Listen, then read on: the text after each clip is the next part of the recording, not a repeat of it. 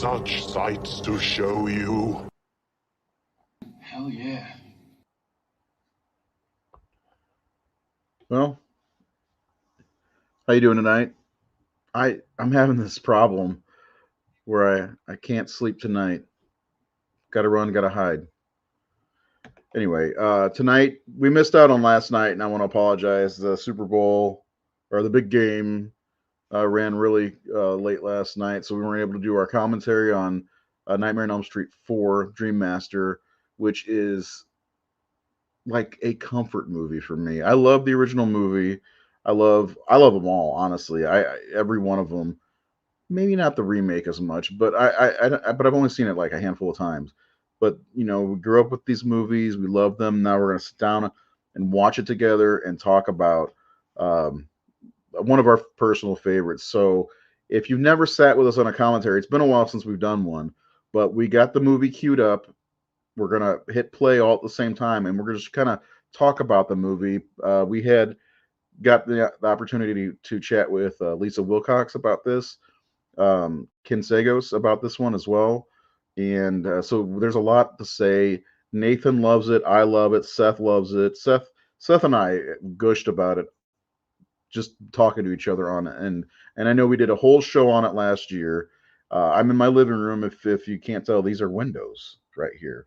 So I'll add the guys. Seth looks like he's having some trouble. Here's Nate. Nate, share with me, if you will, your love affair with Dream Master. That was my first horror film in a movie theater. I was 12 when it came out, and I had recently seen part 2 and 3. Those were my first on cable, and Dream Master was out in theaters at the time. And I know I've told the story before. My dad dropped me and a buddy off at the theater, and they laughed us out of the place because we were too young to buy rated R tickets. Oh my God. So we were at a mall. This is back, before cell phones, of course. So I had to call Dad on a payphone and say, hey, they won't let us in. So he had to come back, take us to the next showing. And a few years ago, I bought a photo op with the cast from part 4. It was like Robert and Lisa and Tuesday and Danny, Ken, and I think Rodney was there too. And you could have one person in your shot, photo with you. So I asked my dad if he would do it since he took me. I remember that, yeah. And he said, "You tell me where, and I'll be there." So he came, I picked him up, and we got that. And I have the glove, the screen used glove that kills Rick in the movie. Oh, Andrews was there too, and so Dad's holding the screen used glove. That's cool in the photo. So yeah, it's like you said, a comfort movie. It definitely is a comfort movie. I remember watching this movie a lot. Again, seeing it in the theater, but also it was when it was like Nightmare was all over the place at this point. This is where Nightmare and Freddy blew up, and Freddy was on MTV. And I remember Robert was in full makeup and did a special on MTV where he was hosting music videos with, I think his name was Kevin Neal or Kevin Nealon. Ken Nealon, maybe? No, something like that. Kevin Seal, I think was his name.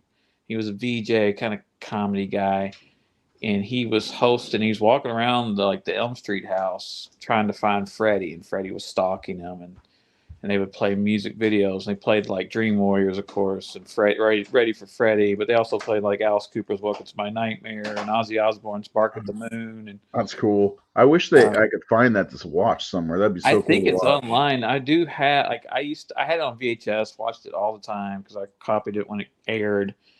And they would show clips from the movie franchise, and they would show clips from Part 4. So I was able to watch these clips from Dream Master when it was in theaters, and relive it and watch it again because I was just obsessed. But a friend of mine bought me a DVD collection that has that on it. Like they got it a bootleg or something at some convention. But I used to watch that all the time, and then I still remember that the TV spot for Nightmare on Elm Street 4 because it was really cool because I think it starts with like Tuesday going through the house and Kincaid in the auto yard and that great classic voiceover guy like, how long has it been since you were on Elm Street? Yeah, for that. I'll never forget that. Yeah, and it's like part of my DNA. So yeah, this movie, you guys talk about how much it's close to your heart, and it's because it's your favorite sequel. And while Dream Warriors is my favorite sequel, Dream Master is like, a centimeter behind it to me. Like those first 4 movies are just all, in my heart. Yeah, same here, man. They're 4 of the best starters to a franchise. Of course, he's got a Screen Reviews Club, Alex. Come on, this is Nathan Thomas Milliner you're talking about. But yeah, I mean, I don't see like there's somebody said this is the worst movie ever made. I don't understand that at all. That's ridiculous. I mean, of course, I do love this movie very much. It's one of my it's so much fun. This, in my opinion, this was the peak of Elm Street movies. And sure, Freddy was jokey or whatever, but like it was okay. It was really cool. Yeah, the first TV spots I saw of this, and this was the first movie I think I really got excited about seeing. Like and started kind of coming up with my like theories of what was going to happen. And I had Dream Warriors on VHS, and I watched that over and over, trying to get clues like what could happen in the next movie. So this one's the first movie I was really anticipating. I love this movie, and so does Seth. Let's see if we can get some kind words from Seth. Seth, how's it going? It's going.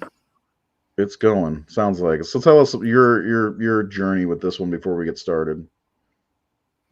Yeah, I absolutely love this one. This one is, as you said, it's a comfort movie. Like, I can, for me, this is the one that I watched the most in the series, and I put it on, and then I just get so kind of like wrapped up into it right from the start. There's something about this film, these characters, and I know story wise, it's not quite as brilliant as Dream Warriors, but this is my personal favorite of the series. This is one I love to go back to, and I could literally watch this like every week. Like Yeah, me too. I just have a deep love for this movie. Yeah. And then as far as like the whole, the jokey thing goes, I mean, really that started with part 3. With the first 2 films, Freddy was dark and scary, and like he was sadistic, so he had like little quips here and there, but like he wasn't over the top. And then starting with part 3, that's when it started to get the more, the more jokes and puns, and he was kind of, Freddy himself was a little bit more jovial, while still being sadistic, and this is, Elm Street 4 is just it just kind of carries on from what they did in part 3. I think as far as like the tone of the character and the level of jokes, but of course this has that 1 3-second sequence where he puts on the sunglasses, which I hate, because that's like the one thing that like everyone brings up to point out like this is the one that started the jokes when it didn't, is because of that fucking scene with the sunglasses. Yeah, I don't. It does. That scene never bothered me, but whatever. It's the most flashy, watchable Elm Street movie. Yeah, Is this this the is first a time we see Freddy in daylight too? maybe. Because when Seth said that, I started thinking, is this the first time he's in daylight? Anyway, we've done commentaries for the original film and then Dream Warriors. When are we gonna do Freddy's Revenge and Freddy's Dead? Actually, we've done Freddy's Dead too, so we got to get Revenge in there at some point. I wonder if we could con Mark. I almost called Mark Hamill or Hamill, Mark Patton into watching that with us. Probably not. He's probably tired of watching it. I'm sure he is. I mean, how many times has he seen it throughout his life? I But bet I've yeah, seen it more than him. but it's weird how this one gets so much crap because, and I have to assume it's because it follows Dream Warriors, and Dream Warriors is the fan favorite, as Robert Englund says. Yeah, And I know there was a lot of people upset that Patricia didn't return. didn't bother me one Maybe if bit. she had, it would feel. But the thing is, like these two films feel very much like 3 and 4 feel like the same movie because they had the same art production team, and the The sets feel Garrises, similar, and the Kevin Yeager or not makeup. Garris. Yeah. What's Uh, his name? I can't remember their names. Strawn Strong. mixed. Strawn, yeah, Mick Strawn. I got Mick Garris and Mick Strawn mixed up. Yeah.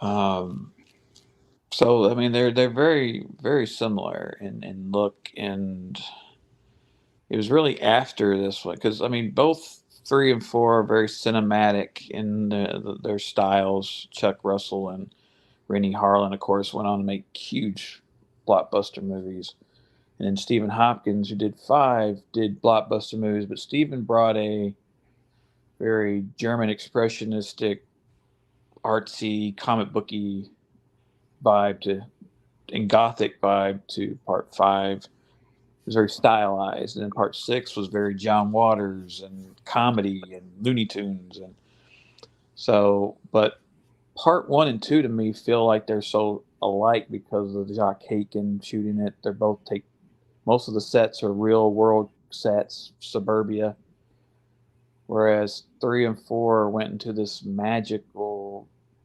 It's almost like when people think of Elm Street, I feel like we think of 3 and 4 in those sets, the dilapidated house and the tricycle or the baby dolls and all this stuff that you see in these 2 films. Yeah, that's fair. set decorations great in this movie. Yeah. So you guys ready to get this show on the road? Yep. Ready, Freddie? All right. So if you where are you guys watching, not the new line logos haven't even started yet. Like from the very very beginning. Yeah, I'm at 1 second in. Yeah, I think I am. Okay, well I'm paused at the first quote. So if you guys, when you get to that point, just let me know. Let's get to that point. And if anybody wants to watch us at home, we're going to start with the first quote at the beginning of the movie. You know how they say, "Oh, we're going to that death," or whatever. Is that this movie or is that part? Oh yeah, it's this one. When deep sleep falleth on men, fear came upon me, and trembling which made all my bones. Yeah, right there, right? Job. Bible quote. Okay.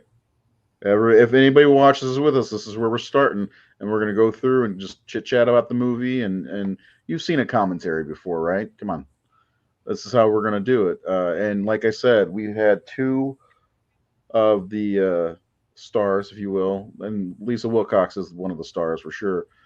On the show before. It's been a while, but we might have some things that it's been a while since we had a guest. Yeah, for a while I had a lot of guests. Yeah, well, that was during COVID and stuff. They didn't have anything better to do. They were like, "Sure, who are you guys again?" They knew you, but they didn't know us, right? Yeah, I was like going through my Rolodex. Like, I know this person and this person. I'll get them on. That was a fun time, man. Yeah. We had some good guests too.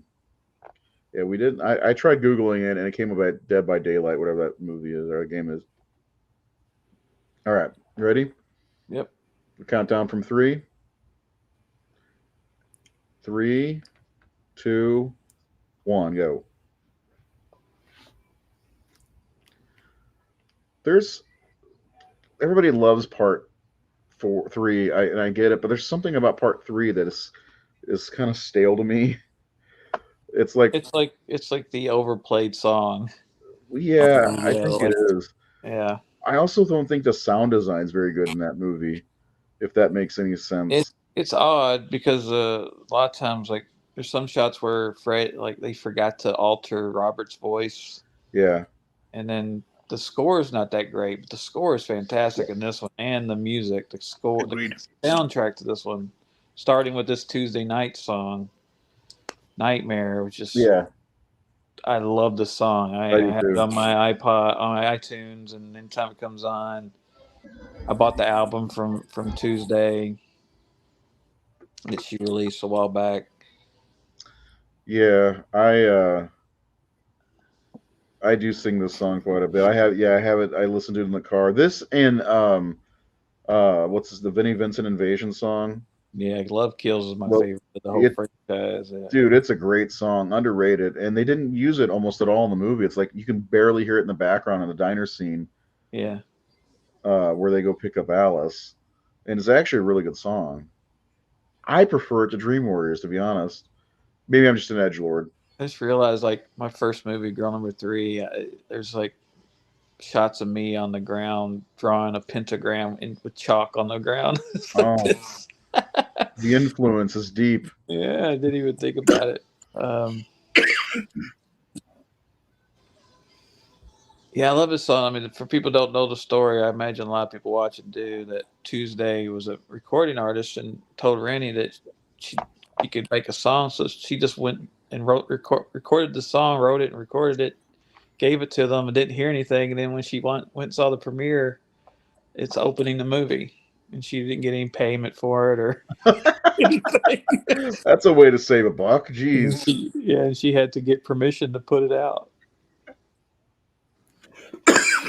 I love it when the girl turns to look at Kristen. She covers Freddie right away. Like you can see her move her hand up. I love Yeah. that. And this little girl hams it up. He's not home. How to draw that on my sidewalk? Didn't they kind of drop the Elm Street theme after this movie? A lot of the movies. Yeah. I think, yeah, for the most part, it's rarely played. Like and I know in Freddy's Dead, there's one note of it when Maggie walks past a newspaper. Yeah, and And like New it's like, Nightmare, it only plays in that moment where she sees the Elm Street house. yeah, but this does have a good score otherwise. Yeah, I love the score on this one. Yeah, I think this, again, comparing it to its predecessor, I do think the score is stronger in this one. There's a lot of weird things in Dream Warriors for me that I don't know. I just prefer this one. I know it's a sin as a Elm Street fan, but the house looks great.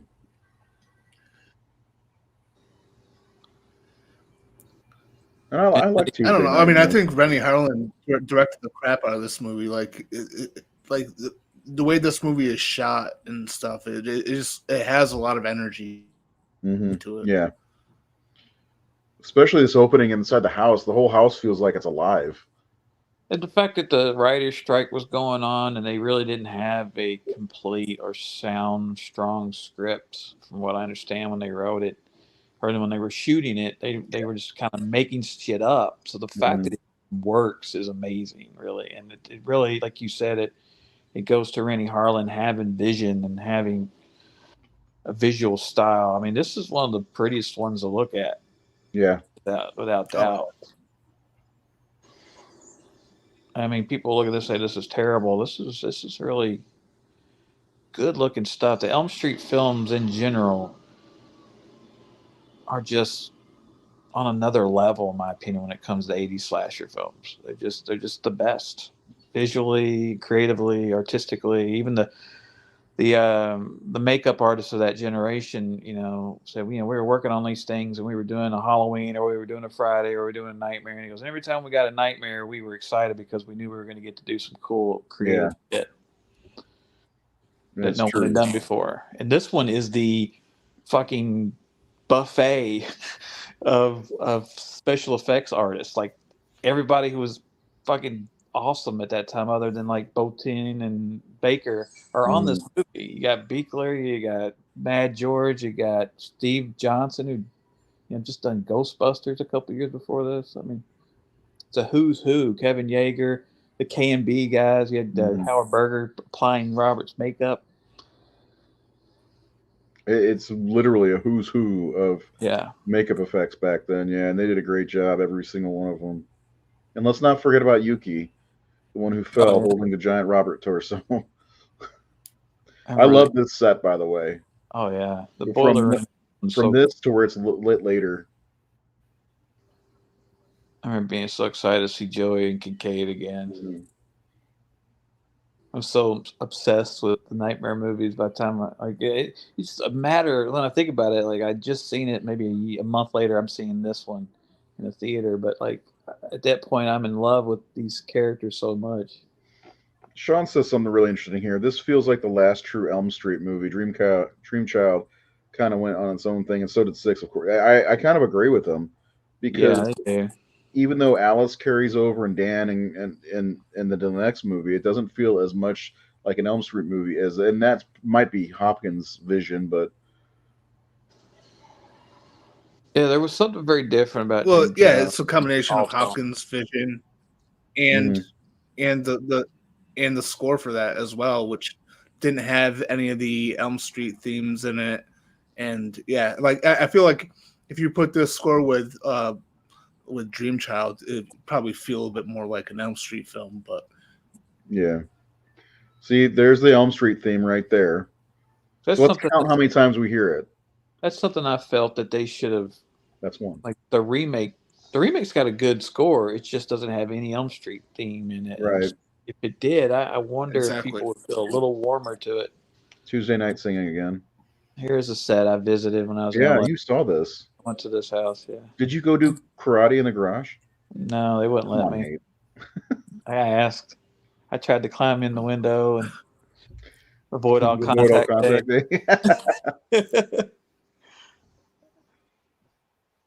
And this movie does not look as 80s as like the previous movies. Am I the only one thinking this? I mean, Kristen looks like she could have been placed anywhere right here. We're getting into that transition from 80s. I love her dad, 90s. by the way. Or Alice's dad. Yeah. Especially when she has that vision of,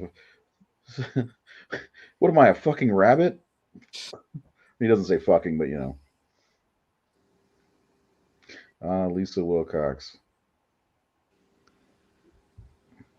I think we brought this up when she was on our episode that in 1988 she auditioned for Halloween 4 to play Rachel, and Ellie auditioned to play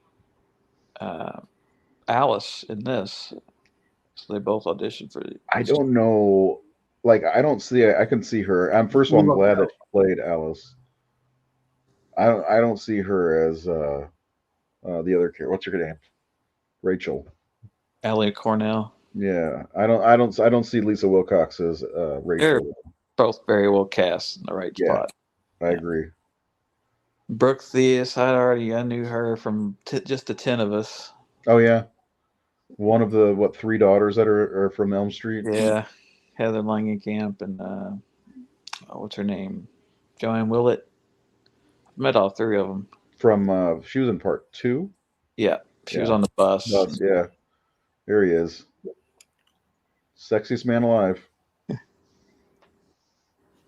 Andrew Jones deserved a better career. I thought he was really charismatic and I liked performing this. He was in a couple things. I saw he was in that one horror movie. He played kind of a nerdy guy with Linnea Quigley. What was it called? Slimeball-orama, something like Sorority Girls and Slimeball-orama or something like that. Fun movie. It was like one of the few movies Linnea Quigley did not get topless in. She's in this and topless. Just saying.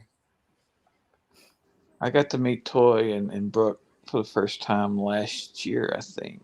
They were they were my last of the Dream Master cast, and they were both awesome.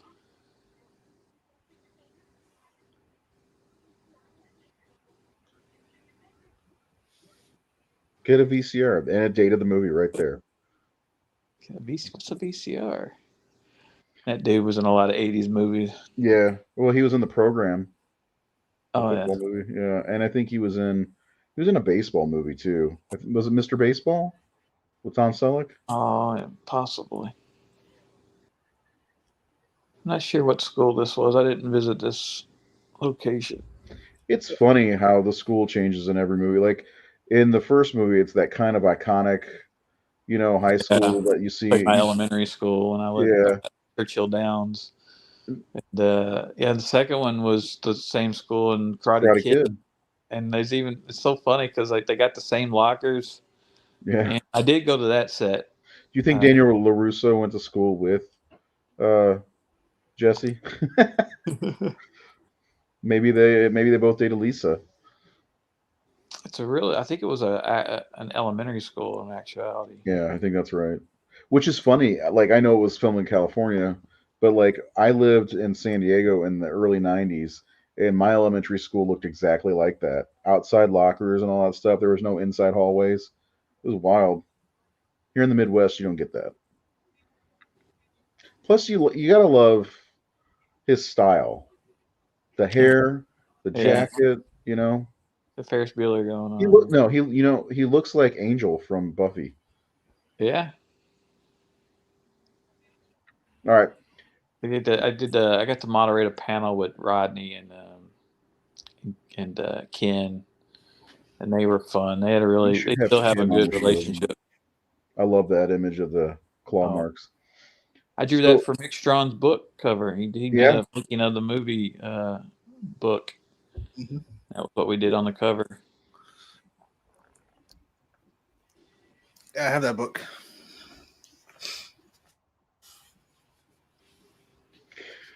yeah, we're gonna talk about that when we get to that point. Dan, not Dan, but Rick's death scene. Dan death was in the fifth movie. I thought that was a cool scene. Oh, he Yeah. said Rick's. Yeah, Rick's death. Yeah, they ran out of money. I think is what they said. Yeah, Because the elevator turd scene, where he's going down the elevator, that's really cool. yeah.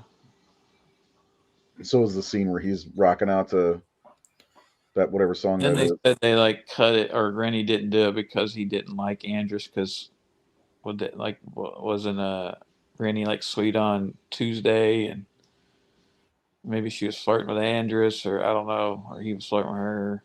There was Well, like they something were about drama that Rennie didn't like Andress. really Yeah, I think it was on the he. Never Sleep Again documentary, wasn't it? No, the only thing that my big take away from that was him and Toy's problem, where they wanted to. Rennie said that she didn't sound black enough or He something like wanted that. her to sound black. Yeah. Yeah, like Mr. Sweden. I actually really like the chemistry between Alice and Rick in this movie too. Yeah.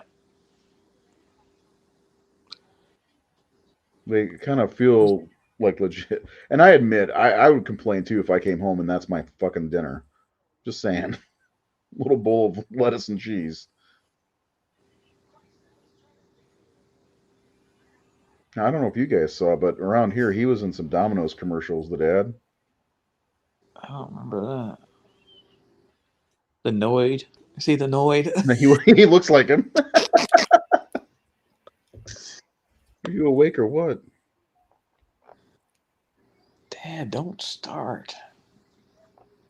Yeah, I do really like have- the I do really like the arc between Alice and her father from this to part 5. Yeah. Yeah. Even towards the end of the movie, he starts getting kind of supportive in a way. Oh, yeah, where he's like, I know about you and your friends, what's going on, and yeah. And here we go. Let's kill off the Dream Warriors. Rest in peace. No, they didn't, and they cut it, so he was able to be in part 5, if I remember. Or was he killed in part 5 that they cut? Who? The dad. The dad? Dad had a kill. Like, they killed him in one of them, and they shot it, but they cut it from the movie. It would have been part 5, I guess. Well, I guess he could have died in this one, but they cut it and brought him back. I don't know. I never heard that. It was like Ken talking about this, like he tell all his friends and family members, don't show up to the movie late. Yeah, because you get there 10 minutes late, my ass is gonna be dead. it's 15 minutes. Just Yeah. So, did they name that dog Jason purposefully? Because he's even got the spots like the mask. I always wondered that. Yeah. Yeah. Jason actually is the one who resurrects Freddy with his fire piss. And this set, man, I got to talk to Mick about this set. It was just like I think in LA you can't stack cars higher than like 4 or something like that. Because he had designed this, and he said that was like an amazing set. They actually stacked, like they actually did this shit, stacked these cars up. That's crazy looking. And then he got all those small miniatures and built like the miniature, like for the, I think the big set, the big shot, the above the guy eye shot. Is that a water heater behind him? And I always remember this part. My dad. I feel like they. Oh, well, where Jason pisses, my dad leaned over to me in the theater and said, "No wonder he's so pissed off." All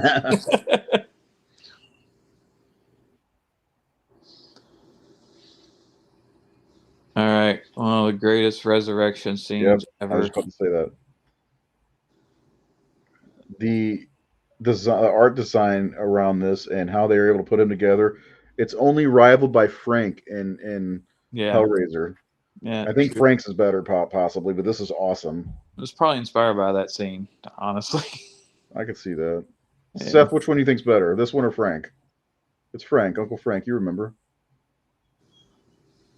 I actually kind of favor this resurrection scene. Oh, I thought the one was Frank. The one in Hellraiser is fantastic, but I love all this stuff right here as well. It's just the sequence in general.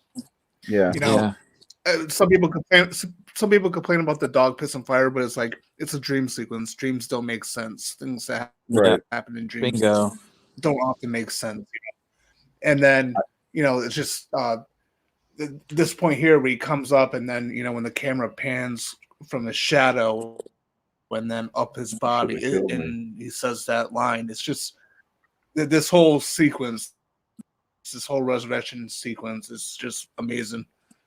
Yeah. It's like this movie. I do wish though that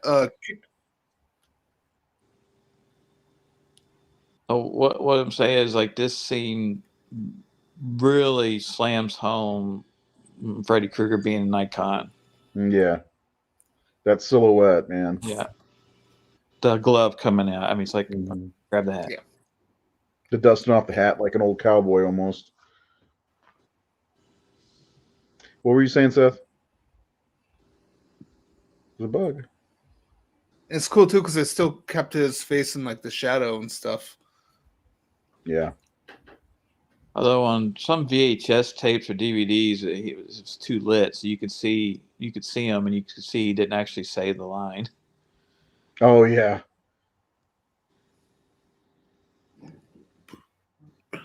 I kind of like that though, that you can't see him say the line. Like like I said, he didn't even say it. So like when it's too lit, you can see that he's not even saying it.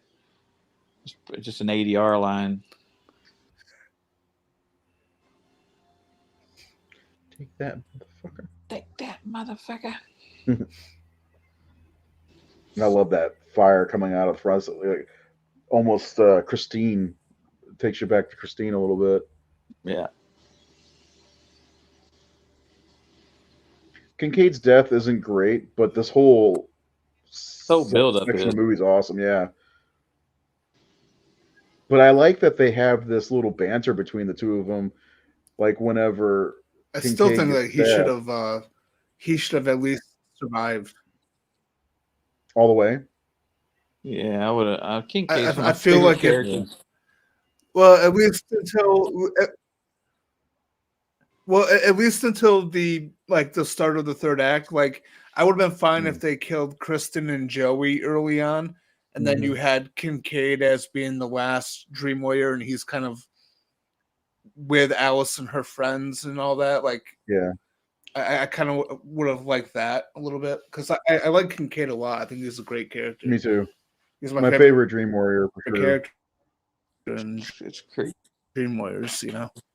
It's really creepy that he's cradling him and petting his. That's one of the things I liked about it, though. Yeah, it was. It was personal. I'll see you in hell. Exactly. I felt like Freddy didn't respect anybody, but maybe Kincaid a little bit from the last, their last interaction. Down there and whoop that ass in hell. Right. Kruger, pussy.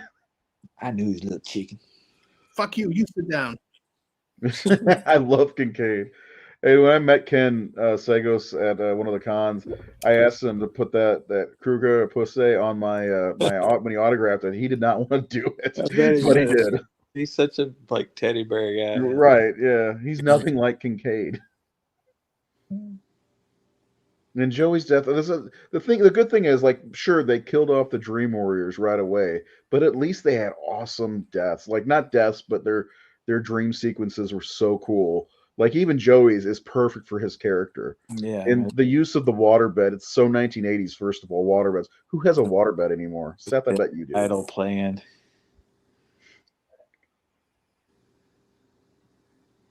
I still love her killing King line still. Oh, great, now it's my dick that's killing me. Yeah.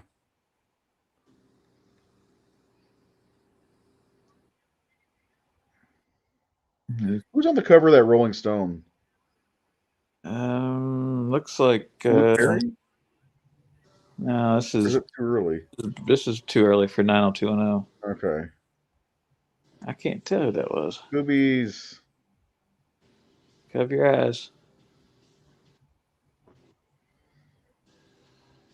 Between this and the nurse and the third. I loved this scene when I was a teenager. Yeah, I love it today as a 43-year-old. So he's hotter than the nurse. Well, I was going to say these are the two boobs I've seen the most in my entire life, probably. How's this for a wet dream? Looks like that's too early for Vanilla Ice. Yeah. Vanilla Ice is about 2 years later. I like in Never Sleep Again. If you anybody watch, if you've never seen Never Sleep Again, it's a must for Freddy fans. I like the stuntman when tensions were getting high. He's like, I've been in the fucking tank for 10 hours or something like that. Yeah. And he's in the Freddy makeup. It's so funny.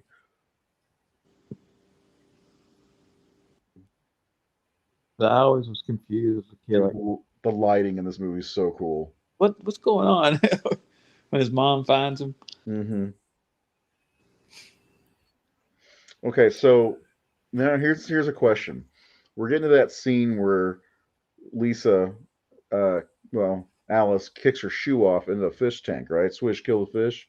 Yeah. When she's getting ready to revving up to do it, is she sliding the shoe off her foot at that moment? You think? Probably. I always thought that. It's like nobody just your shoes are tied. Then you're not gonna fucking flip them in like that. Look at them creep it in. Sort of defeats purpose. Yeah. That's another thing I like about this movie. After every death, So, you're saying that Alice intentionally murdered the fish? Yes. She's not only the dream master, she's a fish killer. The mirrors are great. Oh boy. Pictures. Great element to this movie. Mm-hmm. I mean, again, like Seth was saying, for a movie that was sort of winged, really just made off the cuff, the little details, like their relationship and the mirror, and are things that seem like they would have been thought of more than that just improvised, and some of that could have been Strawn's ideas. Mm-hmm. Maybe they came there and their pictures were there, but then again, it had to be written because they'd have to get all those pictures and take those photos with the cast and those are slip-on shoes. Yeah, well, everything looks real and lived in too in this movie. Yeah, look at that. 80s floor. Oh yeah. 70s floor. That comforter too, man. The comforter is totally like, yeah, it's like in a fucking Great White Is that video. Eric Davis on the wall? I think it is, yeah. It's like that's illogical. I get that. How's he Yeah. inside the bed? We got matching luggage. God, I hate dreaming. I love dreaming.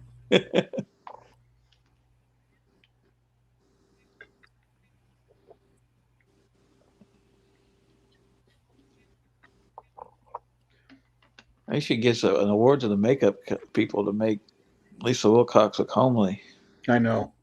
All they had to do was put a little They grease in probably their put hair. yeah, they just put like conditioner in their hair, and that's They're what not they do when they ripped want your hair to look greasy. Of course, she's a blonde. She Yeah, looks a great redhead, though. But like the metamorphosis of Alice throughout this movie is really great. But I do love the.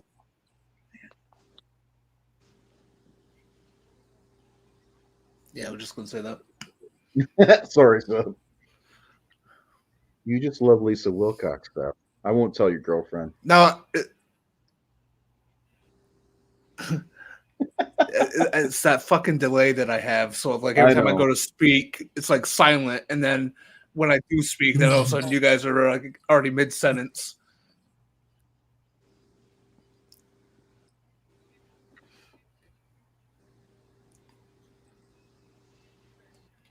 Freddy's. I hate Freddy versus Jason. I've come to hate that movie. yeah, that's my least favorite nightmare movie or Freddy movie. If you took Robert Englund out of that movie, and I had the hugest crush on Monica Keena going into that movie, and but you take Robert Englund out of that movie, and it's not watchable for me.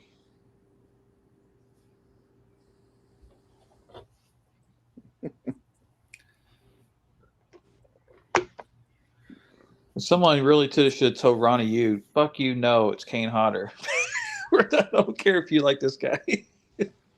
It's one of the biggest crimes is he never got to play, Jason and Freddy versus Jason.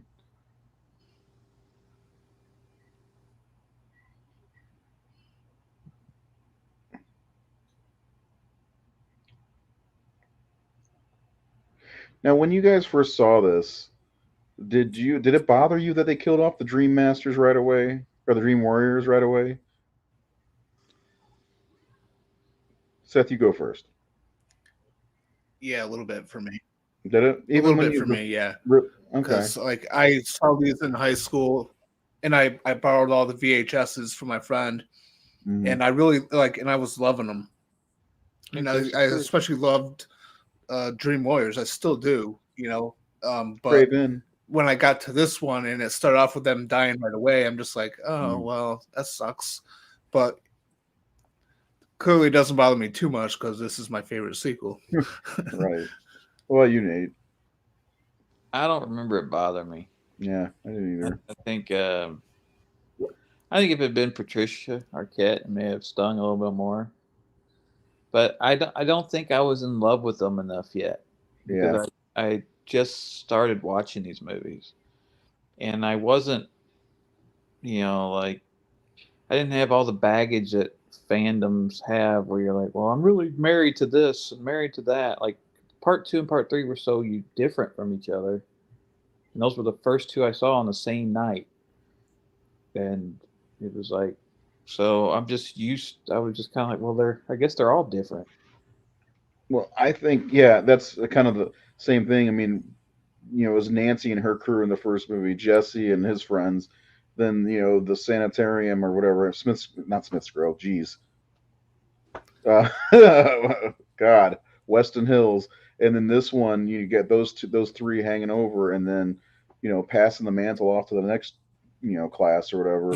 That's just the way I took it.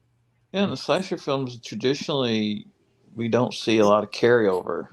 There's not much connective tissue in any like Friday the 13th. Just 4, 5, and 6 have a lot of connective tissue. Like Tommy, and that's it. Yeah. Is he the like? And Alice dies in the beginning of 2. Are there any carryovers other than Tommy and Alice? No, I don't think so. Been I, Alice I'm should be just, I cool. just think like that's a personal pet peeve of mine though. It's like I don't mind I don't mind a character surviving one film and then dying like maybe towards the end, like or like for example like Randy in Scream 2, kill him off right before the third act because we had a bunch of him in the movie. I just have a personal pet peeve with characters surviving one film and then getting killed instantly in the beginning. You know Yeah, that always drives me nuts. Yeah, yeah, I hate that. Rachel in part 5 of Halloween that was bullshit. the biggest bullshit ever. That's bullshit. This is one of my only problems with this movie, if I had to be like honest, is when they go to the Elm Street house here. It's like this house would have been demolished. Like, it just No, looks at this like, point, yeah. and like no house looks like that. It's like the Burbs. It's like the Klopex lives there. Like you're gonna mow their lawn. They're gonna. It's just like look at all these nice. Those are $1 million homes now, and probably then they were like $500,000 homes. And like this house looks like this yard looks like that. Like this neighborhood wouldn't have stood for that. Let me tell you something. My city would not stand for that. My grass got a little too long this summer. They were right up my ass. So I'm just saying. And then every other house is really nice. I mean, Yeah. that's one of the problems with this. It's a cool looking set design, but they never had that much shrubbery and trees in that yard in any of the other movies. Yeah. Now, granted, this is like supposed to be a decade after, but what did he toss him?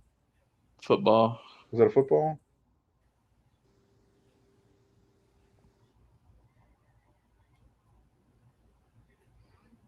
Yeah, like look at all that shit in the yard. Was there a chimney? And Yeah, plus, you don't get to see Glenn's house in the background. I remember being excited when she showed up. Andre.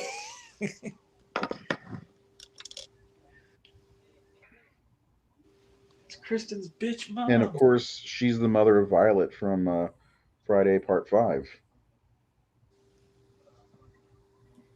The most underrated Friday the 13th movie of all time. Oh, the real life mother. Yeah. Mm-hmm. Yeah. Yeah.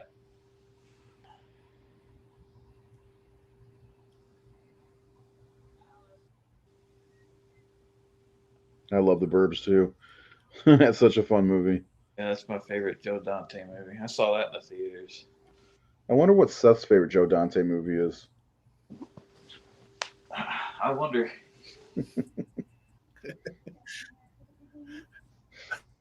You have to take a couple guesses. Okay. It's clearly Small Soldiers. Clearly.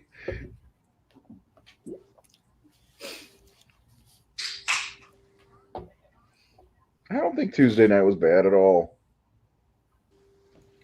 No.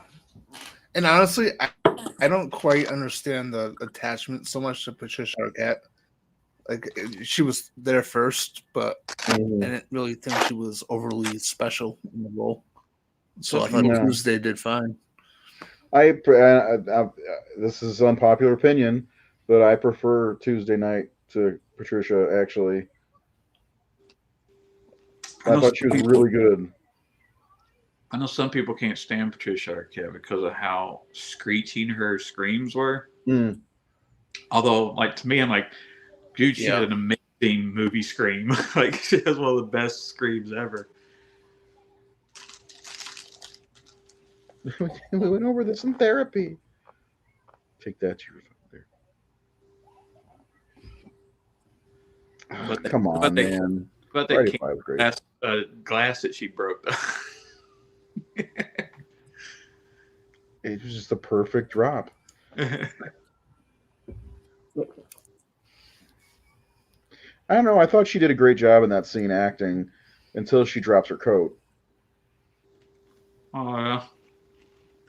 What's she looking for in her drawer, too? You know, like she moved everything around and can't find. What's she looking for? Her stay away pills? Looking for her vibrator to throw out the window. I'm gonna die. Nobody's gonna know my porn stash. There's Johnny Depp on the floor. Was that Johnny Depp? Yep, in the Teen magazine. Oh. All right, it's the part that makes this movie shit, I guess. Why? Oh, this. Yeah. Okay.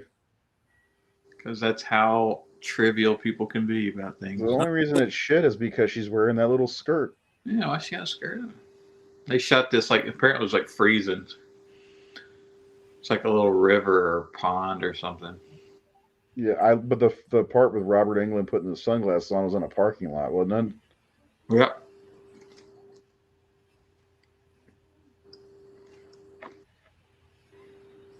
Yeah, I got footage of them shooting that. They just got like a palm tree branch hanging off a C stand.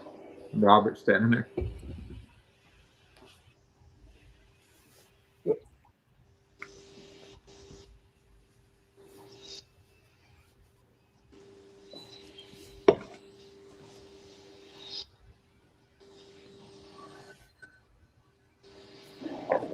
There he is. I love this scene. I don't care what anybody says. Yeah.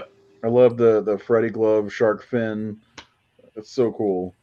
Yeah, none of this, nothing in this movie bothered me really at No. 12. Like I'm just watching, like, it was so cool. I was 8 when I saw this, and it was cool. It's a fucking nightmare. It's a dream. Yeah. Get over it. Because, I mean, what's underneath the sand? A boiler room? No. Go ahead, Seth. I just hate how it's. I just hate how this scene is like always like used like as an example. Piss poor example. Now we're about to go to that awesome set. Mm-hmm. Awesome lighting. Just a standoff, like Elm Street's last breath. Farewell. Farewell, yeah. Just that conversation he has. Call on one of your little friends. Maybe they could help. Chains dangling and hanging. The lighting is fantastic in this set.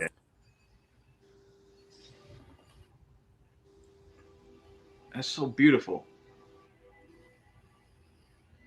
Things people don't appreciate, and little things like this. I love this. Yeah. Yep. And I've said this before too. I think this is his best makeup. I agree. Kevin Yeager took the elements of part 2 and 3 and combined them because when he did the 2, he wanted to make him look witchy. Mm-hmm. And when he did 3, he made him look a little more like Robert Englund.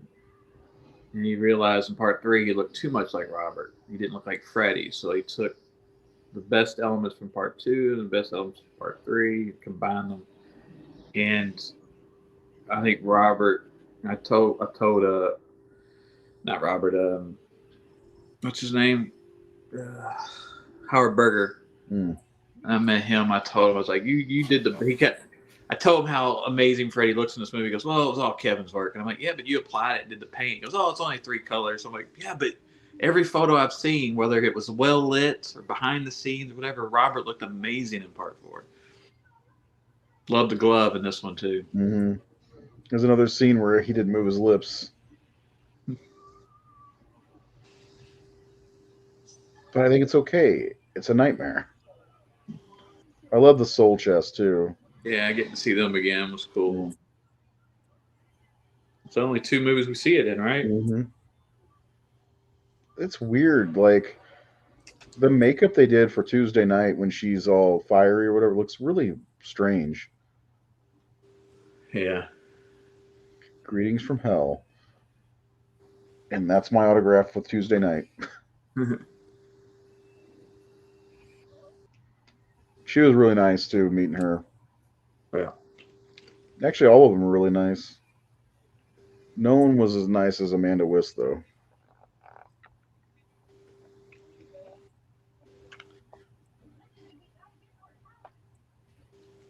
Hating it. Same here.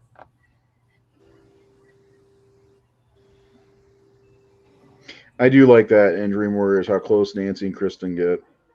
And there's like no mention of Nancy in this one at all, which kind of bums me out. Like it'd be cool if they had a conversation of Alice and Kristen talking about Nancy. You know, at some point somehow. I don't know. I would have liked to see that. This would be the first one that she's not in or mentioned, isn't it? Yeah.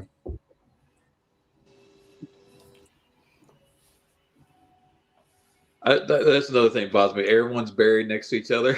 Yeah, I know. Victims of Freddy are on this side of the of the cemetery. It's all Freddy's victims right Yeah. here. That was a kind of a bad decision. Hey, is that the fountain at the end? Maybe, probably, most likely. I never noticed that. I wonder who shot this footage. It is the fountain. Yeah, it is the fountain. Yeah. They probably all shot all that on the same day. Yeah. They just all of them had great chemistry together. I thought makes you think that they did know each other. That's good. That's good.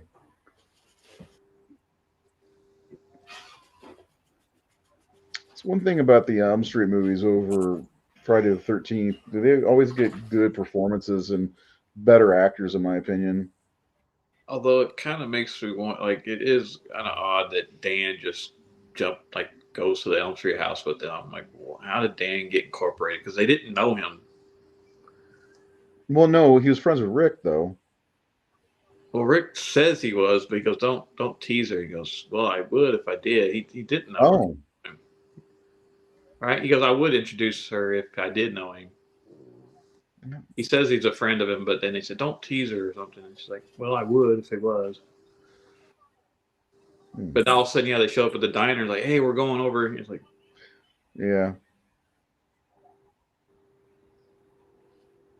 Like, there's no moment where, like, Dan should be with them. They just need a handsome Dan. Yeah, they're just like, hey, we need a truck. Yeah. We need an old-looking truck that will set up a cool scene in Part 5. Because he obviously... Well, I don't know. I like Mark's death in Part 5, too. Actually, all of them are pretty good. Greta's is pretty good, too. But there's very few in that movie.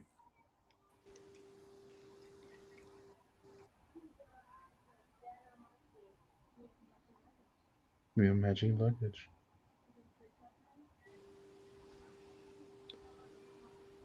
But you're right, the friendships.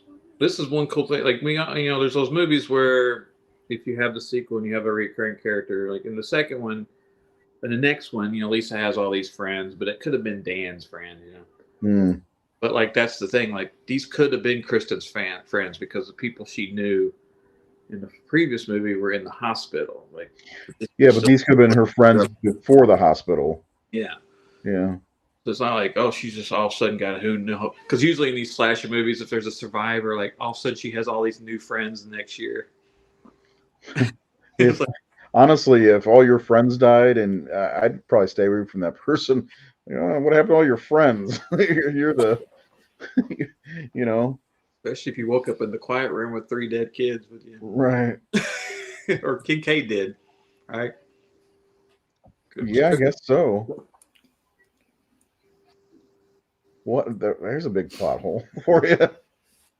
It's like the black kid wakes up in with 3 dead white people, and he was the angry one. Like, why is he? That doesn't follow history. This scene right here is probably why Rick's death scene got such, a poor set and all that stuff. All the effects going into this part. Learning is fun.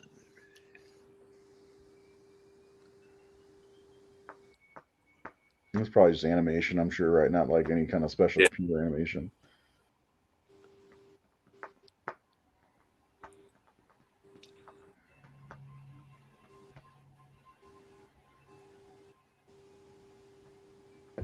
I always loved it when we cut to him with the apple on the desk. Mm-hmm. Well, I like this her hand goes through the desk.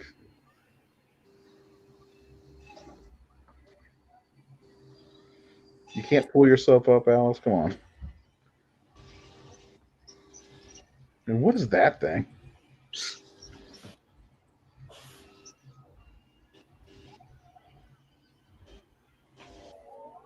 One of those things where they told the creative team, we need a bug robot thing.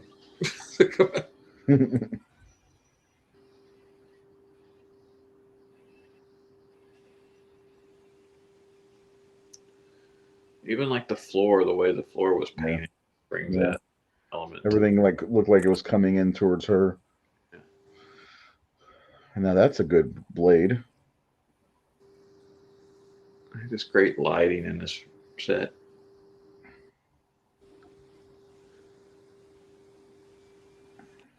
It's no silver bullet lighting, but yeah. Oh, we had to go back to Silver Bullet.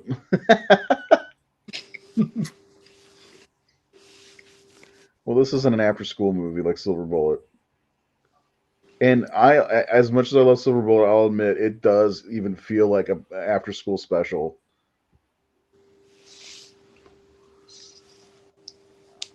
That was made only, what, 2 years before this? 85. When it was released, so it's a couple years. What a suck face. You flunk. Did she say something like she got some of Robert's lunch in her mouth or something like that in that scene? Yeah, he's had dentures. Yeah, his dentures. I think his dentures came out. Yeah. Yeah. That's funny. That teacher looked like Bob Shea anyway. I have a molding of this makeup that one of the guys on Steve Johnson's team. Getting his name. I got it straight from him. But it's like a whole head cast of Robert as a Freddy.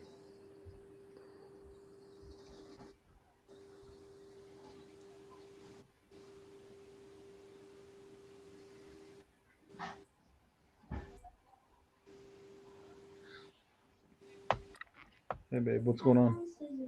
Which ones? The pink ones. Pink one, okay.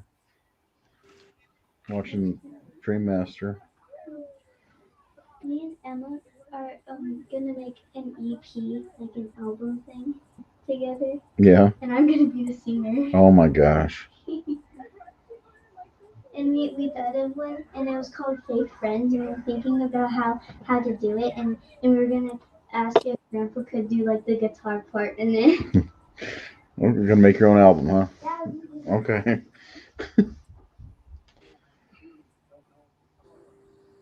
I love his running down the hallway in this scene. Yeah. Well, he can run and slam into lockers.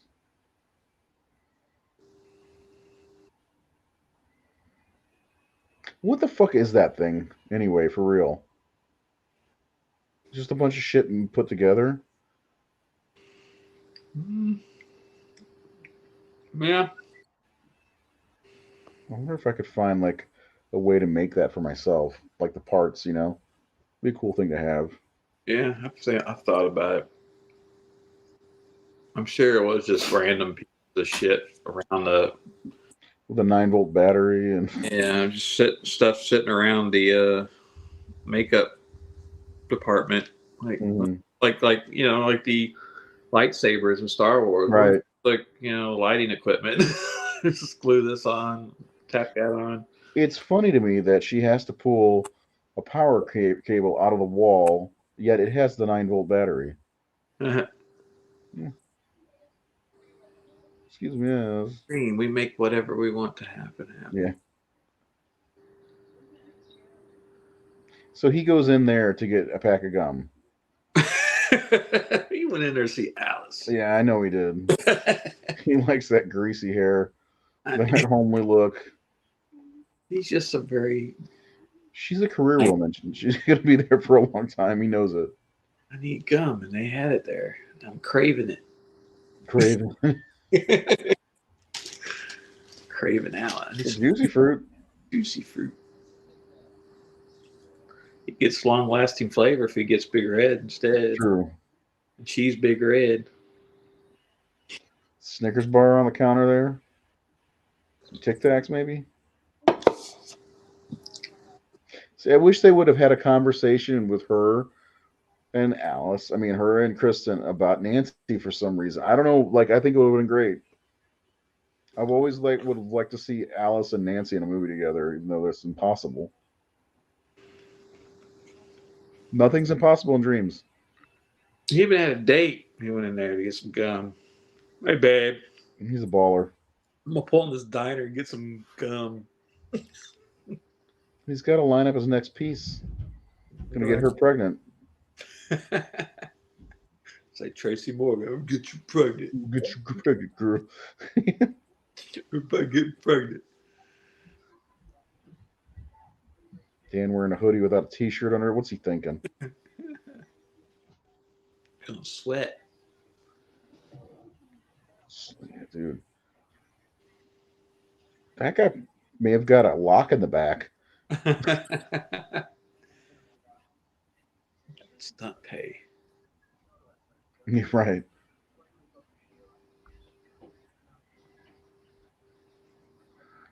Yeah, this is another reason people give this movie shit is Rick's death. Yeah, it's awful. Well, it didn't bother me at the time. It was, I mean, again, it's a dream. I'm sure I would have loved to see the actual. Was that Coach Snyder's replacement? Got something up his ass. Oh, he had a little grin. He's like, "I'm next, buddy," and he walked away and had a smile. He knew he was next. He knew it. There he is. This is Bob Shea? Yeah. Is that the same teacher? He got fired because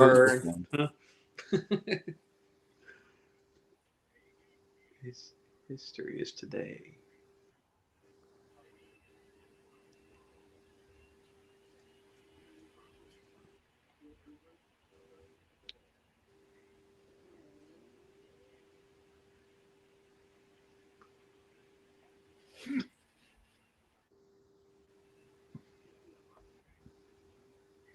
Oh, by the way, don't forget to like and subscribe.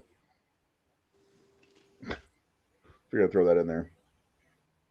And if you're enjoying this, let us know the next movie you think we should do if we ever do another commentary. Because I don't think we've done this since like 2021. Gotta use the bathroom. Not like Rick. Run DMC are bad. Reading the graffiti.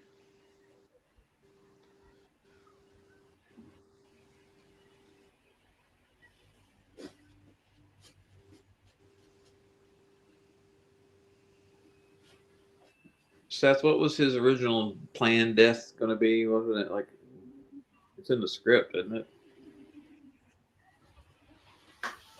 Well, they didn't really have it. They didn't really have it set. I remember in the Never Sleep Again documentary, they made mention of at one point they considered just not killing him at all, but then they realized that they already shot his funeral scene.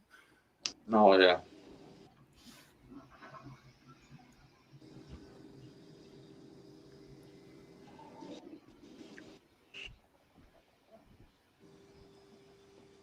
Have you guys ever fallen asleep while taking a shit? No. I don't think I have either.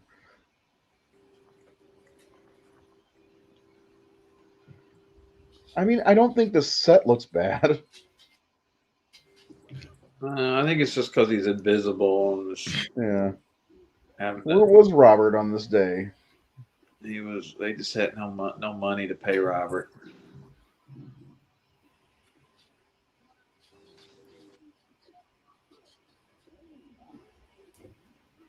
Instead, they 80-yard him.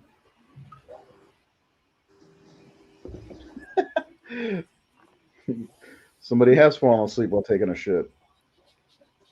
Fantastic. Probably easier in the cell phone era. Yeah, that's true.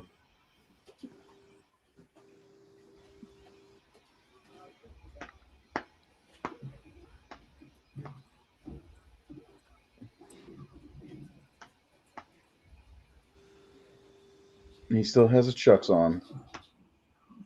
I guess if he hasn't been going to sleep, he doesn't believe in Freddy though, does he? I think slowly but surely he begins to believe. And didn't he say something? Well, maybe it's not just a legend or myth.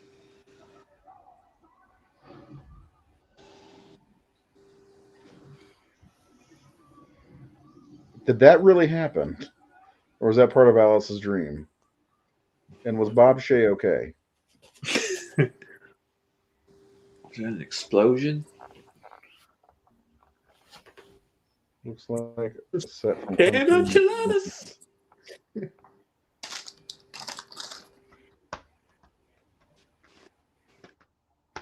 need to work on my sleeping while pooping skills, I think. And there's the forgotten character who's been gone for most of the movie. Debbie? Yeah. She's like in one scene and then it shows back up, but I've seen this so many times, you think she's just in the whole thing. This is why I think an Elm Street show could work. You know, start off with a group of characters, 8 to 10 episodes per season. Just keep passing the torch each season. Lots of graveyard scenes clumped together, of course. Everybody was friends. Nancy's just so happens to be buried by Rick.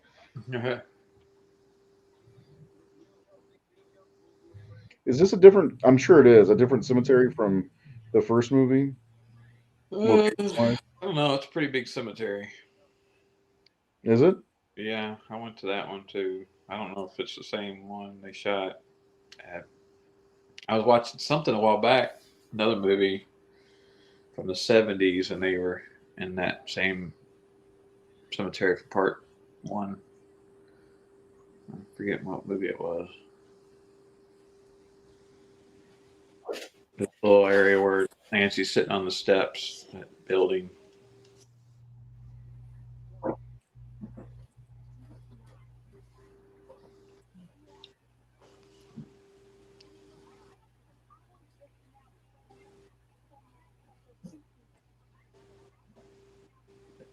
No, she doesn't get it. Okay.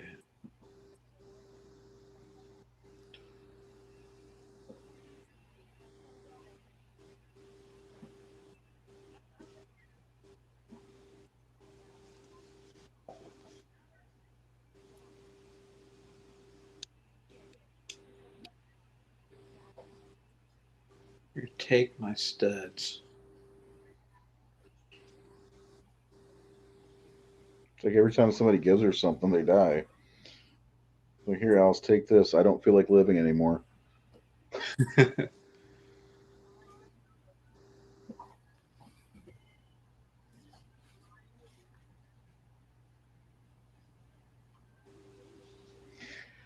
Anybody who's watching us on YouTube, please subscribe.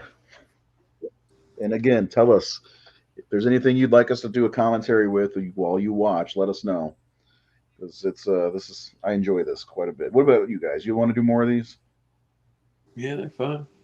Like I said, when we're just joking about, like, hey, it would be cool to sit down and watch these together. And like, oh, yeah, we can. Yeah. And we can talk about it to our followers. Have we done any of the Evil Dead movies? I feel like we did part 2 with Keith. That makes sense. That's one of his favorite movies, right? I feel like Evil Dead would be fun to do. Maybe the 2013 movie, because everybody hates it but me. That's not true, but... Well, here's the other. David, let us know what you think, man. What do you think? The Bad Hair Day?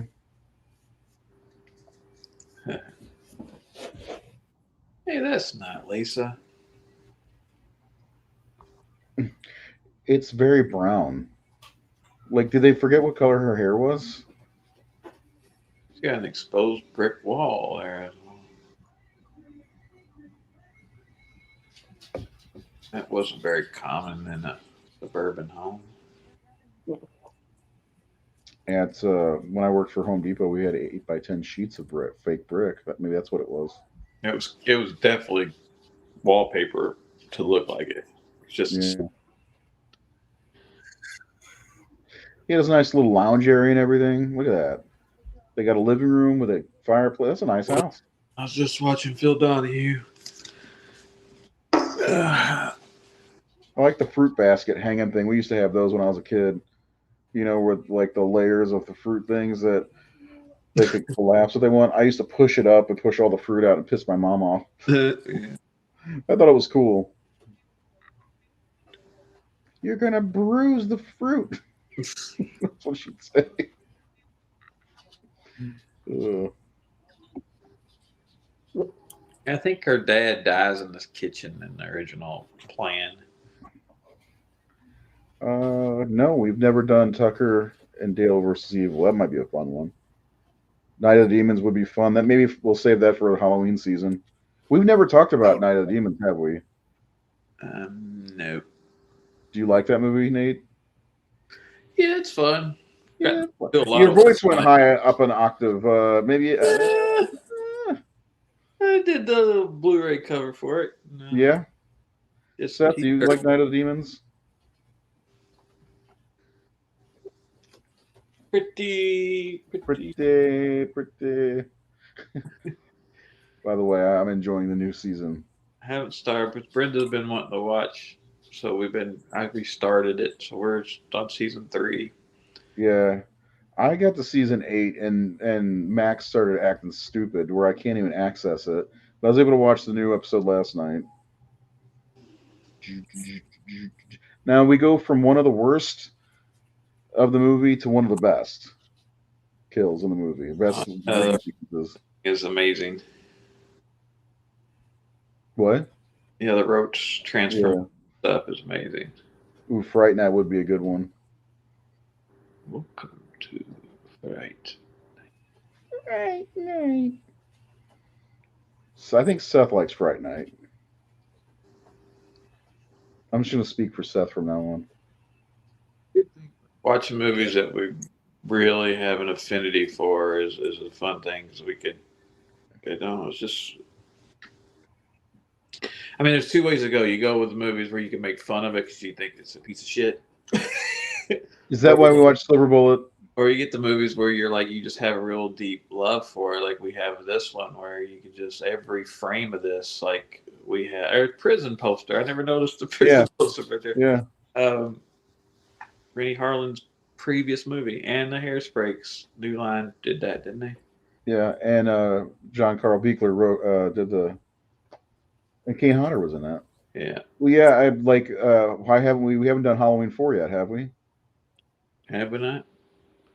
I guess we haven't. I don't think we have, and that's definitely one we all love. And this here is another really incredible sequence. Mm-hmm.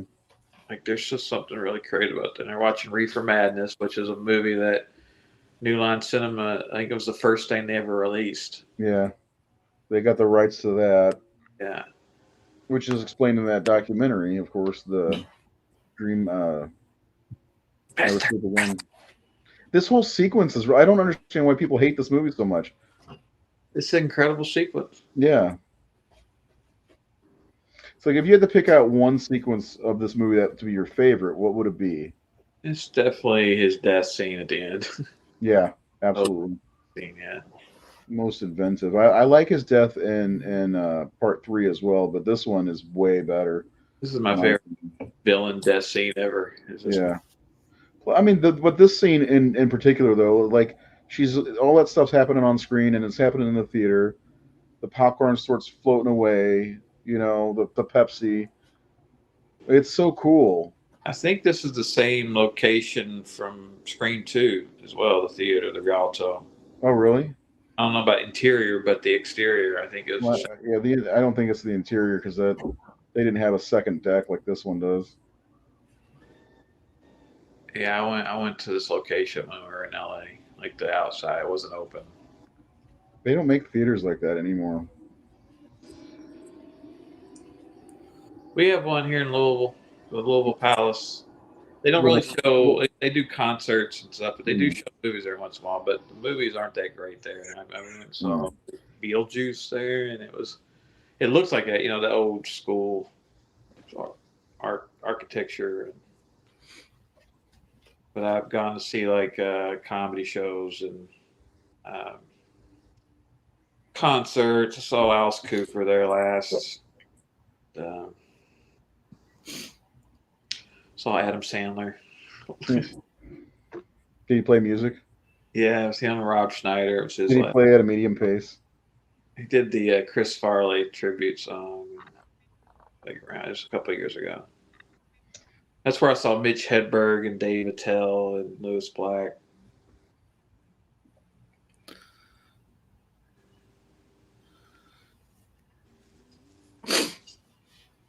What?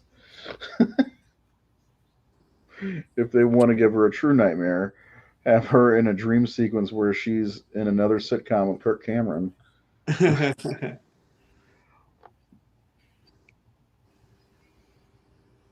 Yeah, maybe. We'll see what happens.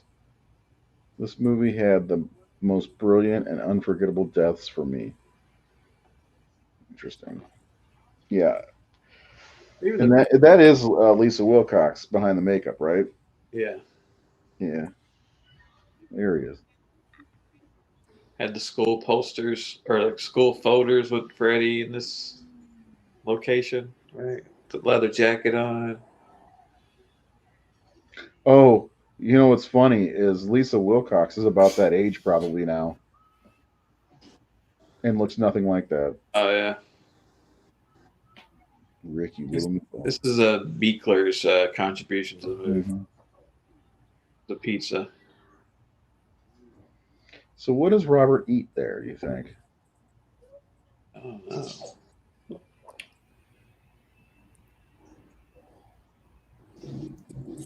What about Dawn of the Dead?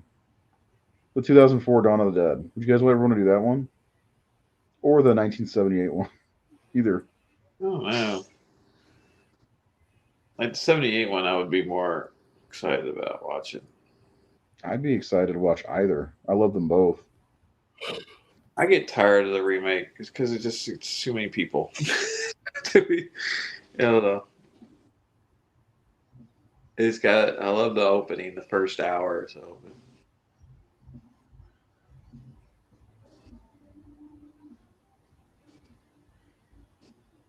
Like her nails are so bright red.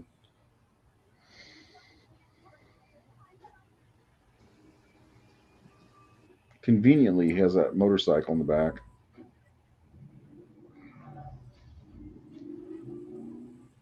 Coming up is an amazing moment in this movie. This truck wreck.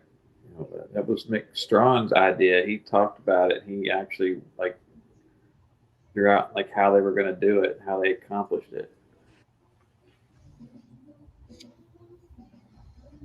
See this truck just implode in the front, like wrap around an invisible Freddy. You only have one shot at it. If it didn't work, it didn't work. I remember like talking to Mick Strawn about it, and he goes, "Well, there's only one thing could happen." I think he was a car guy, and he knew. I knew it was going to work. We do love the Night of the Living Dead remake. It's fantastic. And there's another one shot. Robert only had one shot throwing this dumbbell at the mirror to get it to break. Here when he throws it.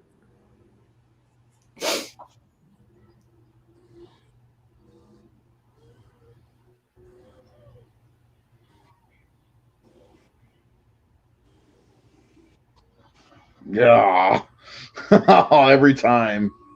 Yeah, it was like as bad as like part 3 and Philip's death. Like, oh. I don't know. It's the crunch noise I think they make that gets me. This is screaming Mad George. Yeah. This has got to be one of the best parts of the whole movie. Like, this is the flop of the arm on the floor. Yeah. Like, and this was great. Like, oh, she's afraid of bugs. I'm going to turn her into one. It's just Freddy's sadism.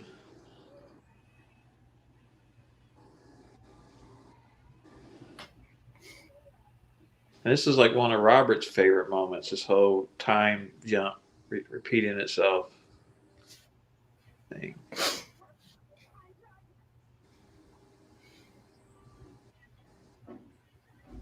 Oh, strange feel we've done this before.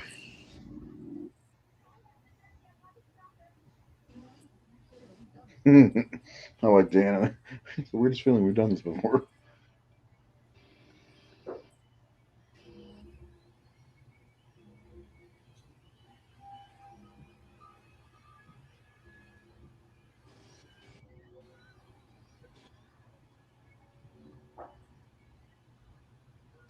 Big rear projection on the wall.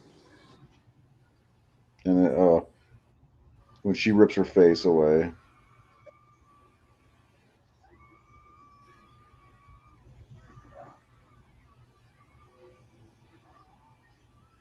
Oh, I love it. This has got to be one of the grossest Elm Street movies.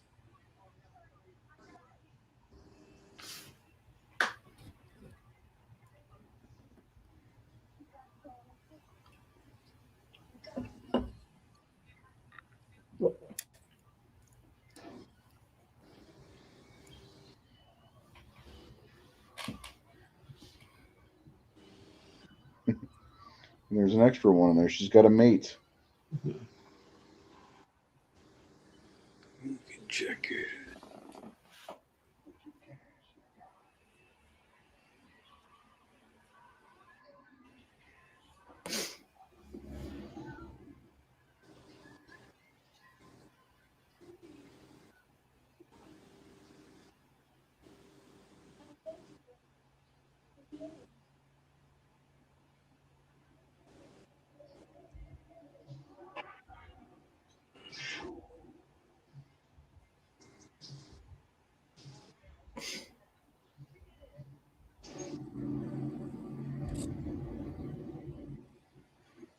How do they do that? Do you know offhand?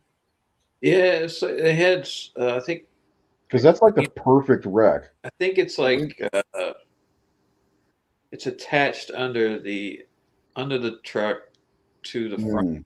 Mm. I don't know if it's the axle or some, like the frame in the front. Hmm. So the truck went there, and when it just hooked it, it pulled it back like that. So it was something attached to the bottom of the truck, and they drove away from it once it. All right, now did I had heard that they said that it wasn't Ohio, Springwood, Ohio, until um, Freddie's dead, but I just noticed the license plate on the ambulance said Ohio. It was. I think it was Ohio, beginning with this one. Okay, yeah, because I never noticed that. In the first two films, you see California license plates. Yeah, it was part two. Was the first time at Springwood. It's a school bus. So. Yep.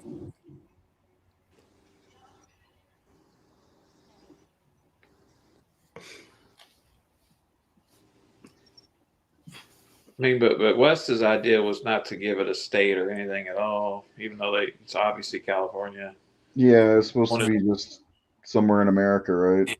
Elm Street in general, like Every town has an Elm Street. anywhere America. But there are palm trees. It's got the Halloween curse. That bridge that Glenn and Nancy are on. Yeah, booby traps. Yeah, that's such a location. You know, you've seen in other movies. Grand Theft Auto. Kids and all that's obviously L.A. or a desert area kind of thing. It's not Ohio.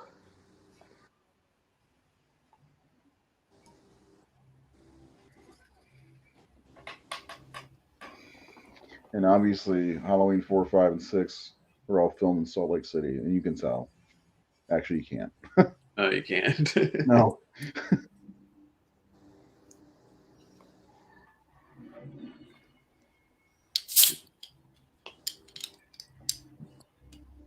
See, I even like this theme that they're playing here. It's this is a new to original this movie, movie. but it's great. Yeah, Yeah. music was in the first one. Yeah, like they actually do use score from the original movie in the movie. Was this from the first movie? Yeah, it's when Yes. yeah, it's from the original movie. I'm trying to remember what scene it was. Was it the scene where she goes to the prison and Rod dies? I don't remember. Wow. I'm having a complete blank on that. Oh, No, this is new to this one.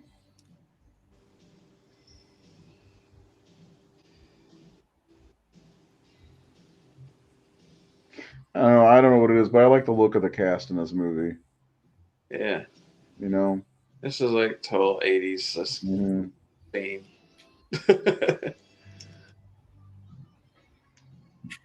Get built up for.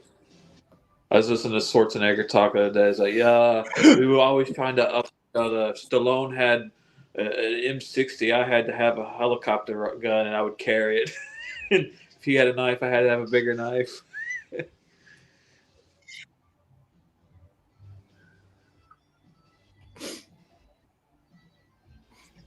Fucking A.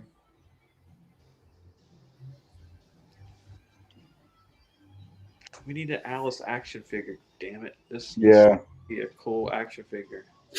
NECA or NECA made Yeah. all those great I Jason and thought- Freddy figures, making Alice. I had talked to NECA about it when I was They doing, even made Laurie Strode.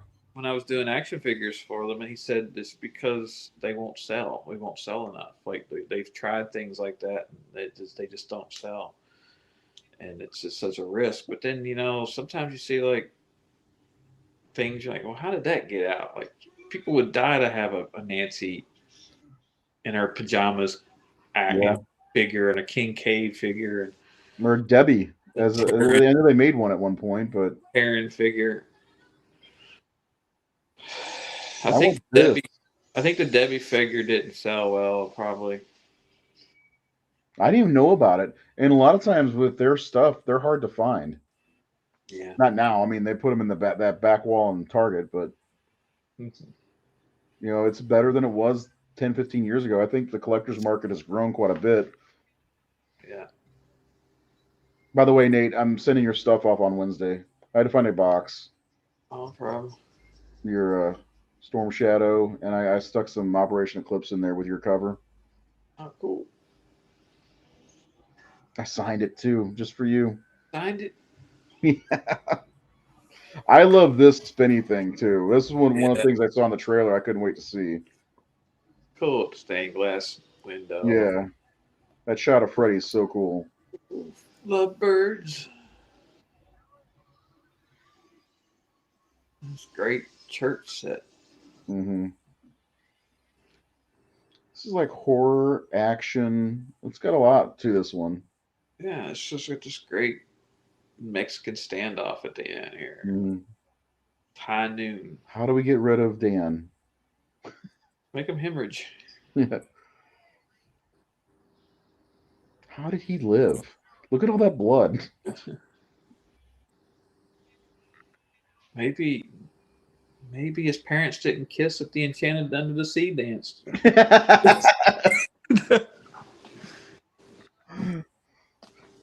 The Biff showed up. Courtney Gaines laughing in the background. Yeah. Malachi. Outlander, I have your woman. I love the kids singing the song. Yeah. Build up. Boom. The doors are awesome too. Freddy walks in, the wind hitting her. This is an action movie. Of course, Riley went off and did Die Hard 2 after this. Right. Like, And then let's not forget about the runaway hit cliffhanger after that. I saw that in the theater, but I do not remember cliffhanger at all. I saw you see the clips of people showing like the opening scene where the girl falls and the guy that's behind Michael Rooker has this big grin, like he's smiling. I don't think he's actually grinning. I think it's just his concerned face, but he looks like he's enjoying watching her die. go back and watch that opening. The guy next to Rooker, he looks like he's like sadistic, like, oh yeah, she's dying. This is cool. What show was it where that somebody, whenever somebody would die, they would laugh? They couldn't handle the grief, but they would laugh instead. I'm really sad, but I can't remember what it was. Look at this.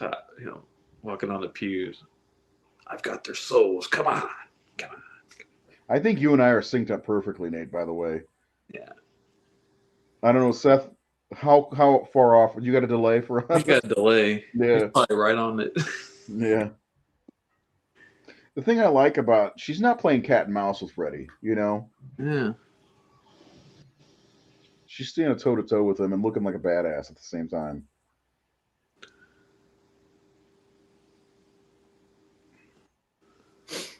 And I think Lisa Wilcox is a good actress because I saw her on the MILF show, MILF Island or MILF Manor or whatever the hell it was called. And she's a total like girly girl.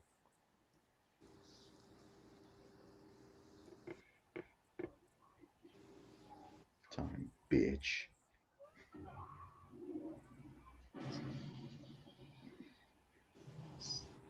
I don't understand why this movie's hated. Seth, why is this movie hated? I love Because that. people are retards. Oh.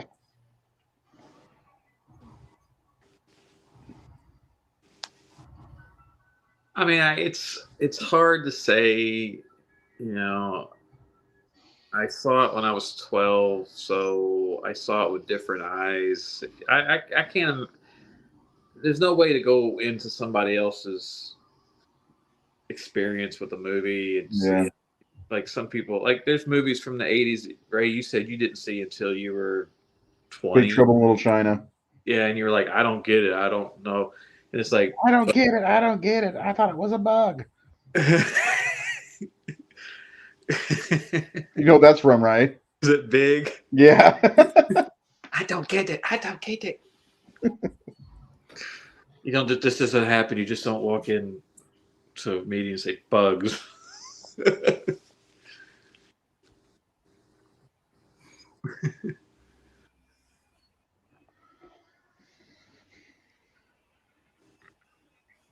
Master. Oh man, I wish.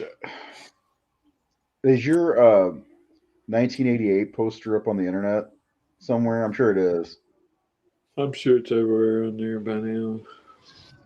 Nate did this great poster that is based off this. With instead of the souls of the children coming out of Freddy, it was all the horror movies from that year, like Halloween 4 and Friday the 13th. An article for Horror Hound magazine that we did. It was an issue called "The Year of the Sequel." So it had, of course, Halloween 4 and Friday 7 and Phantasm 2 and Hellraiser 2 and Nightmare 4, and then there were other movies like Killer Clowns from Outer Space and Child's Play, I think, came out that year, and so it was a huge, and Pumpkinhead. So it was a huge year for horror, and so I drew this with all those characters coming out of Freddy instead of the souls of the kids.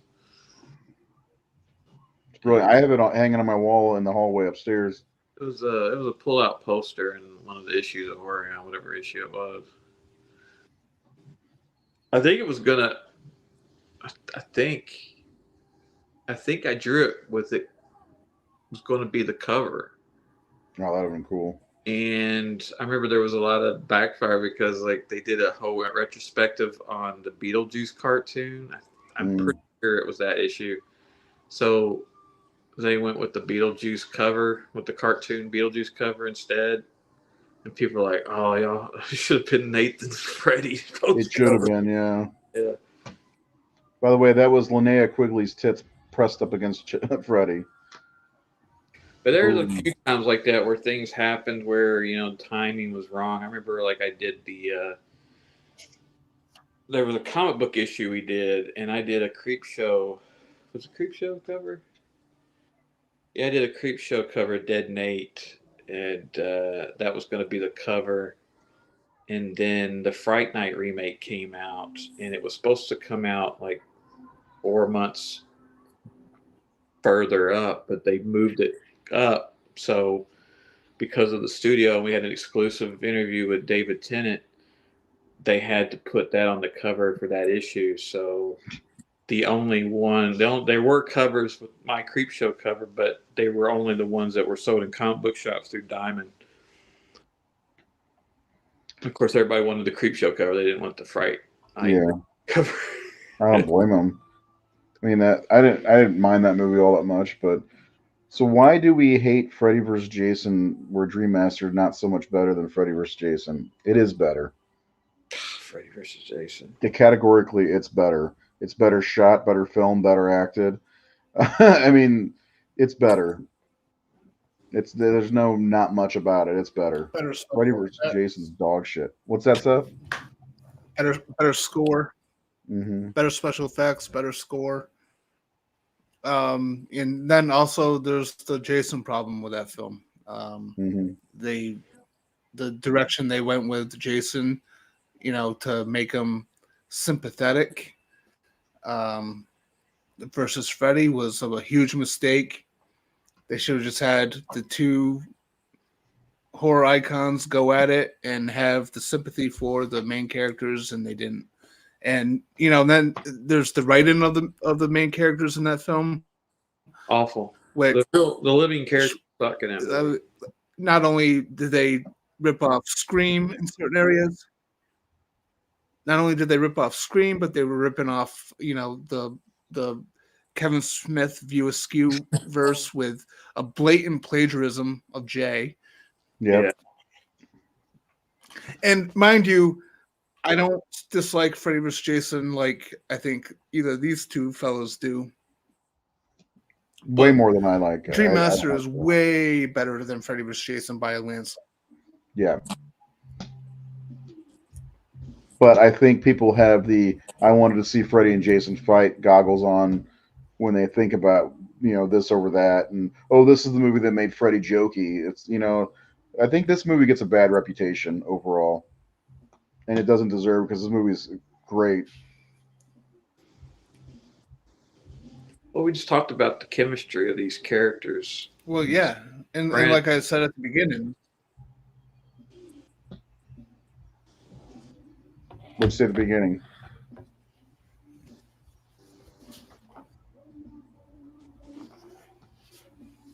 Well, just about how this one gets all the heat for the starting the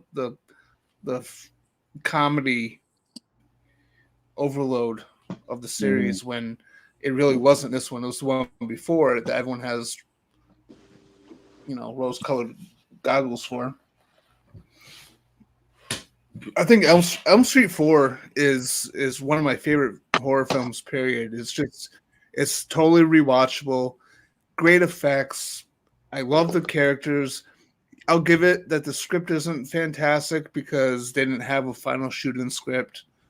But there's just everything about this film works for me. I mean, it's just a really fun 90 minutes, and it's totally rewatchable, and it's got a lot of great stuff going for it. It's beautifully shot. I don't know what else to say. It's just I love Part 4, and I think Part 4 gets. Yeah, I'm starting to see a little bit more love for it these days, but I still see a lot of people shitting on it. I will throw out that age thing again. I was 12 when I saw this. I was 27 when Freddy vs. Jason came out. So not gonna feel it. But the thing is, I remember being really liking Freddy vs. Jason when it came out, and every time I watched, I'm like, God, this is bad. It gets worse and worse every year, in my opinion. Yeah, excited about the whole fight, but the more and more I watch, I'm like, it's really, to me, it's only worth watching for that fight sequence. Mm-hmm. And the rest of the movie is just labor to get through for me. Yeah, I agree. I used to watch it not once a year, but every other year or so, and I haven't watched it since the last time we talked about it because I can't sit through that. The characters are insufferable, all of them from top to bottom in that movie. Like care for anybody in it. Yeah. it's got its moments, but overall, and that's another thing. You're going back to like how characters just move on. Like all their friends are dying, and they decide to go to a rave. Like they go to a rave, and they're partying, and then Jason shows up and butchers everybody, and then they drive off. They escape, and then once they get home, they're just dropping each other off. It's almost like nothing just happened. Like they didn't just see this massacre happen. Like, good night. I'll see you at school tomorrow, or something. It's just like this. Right.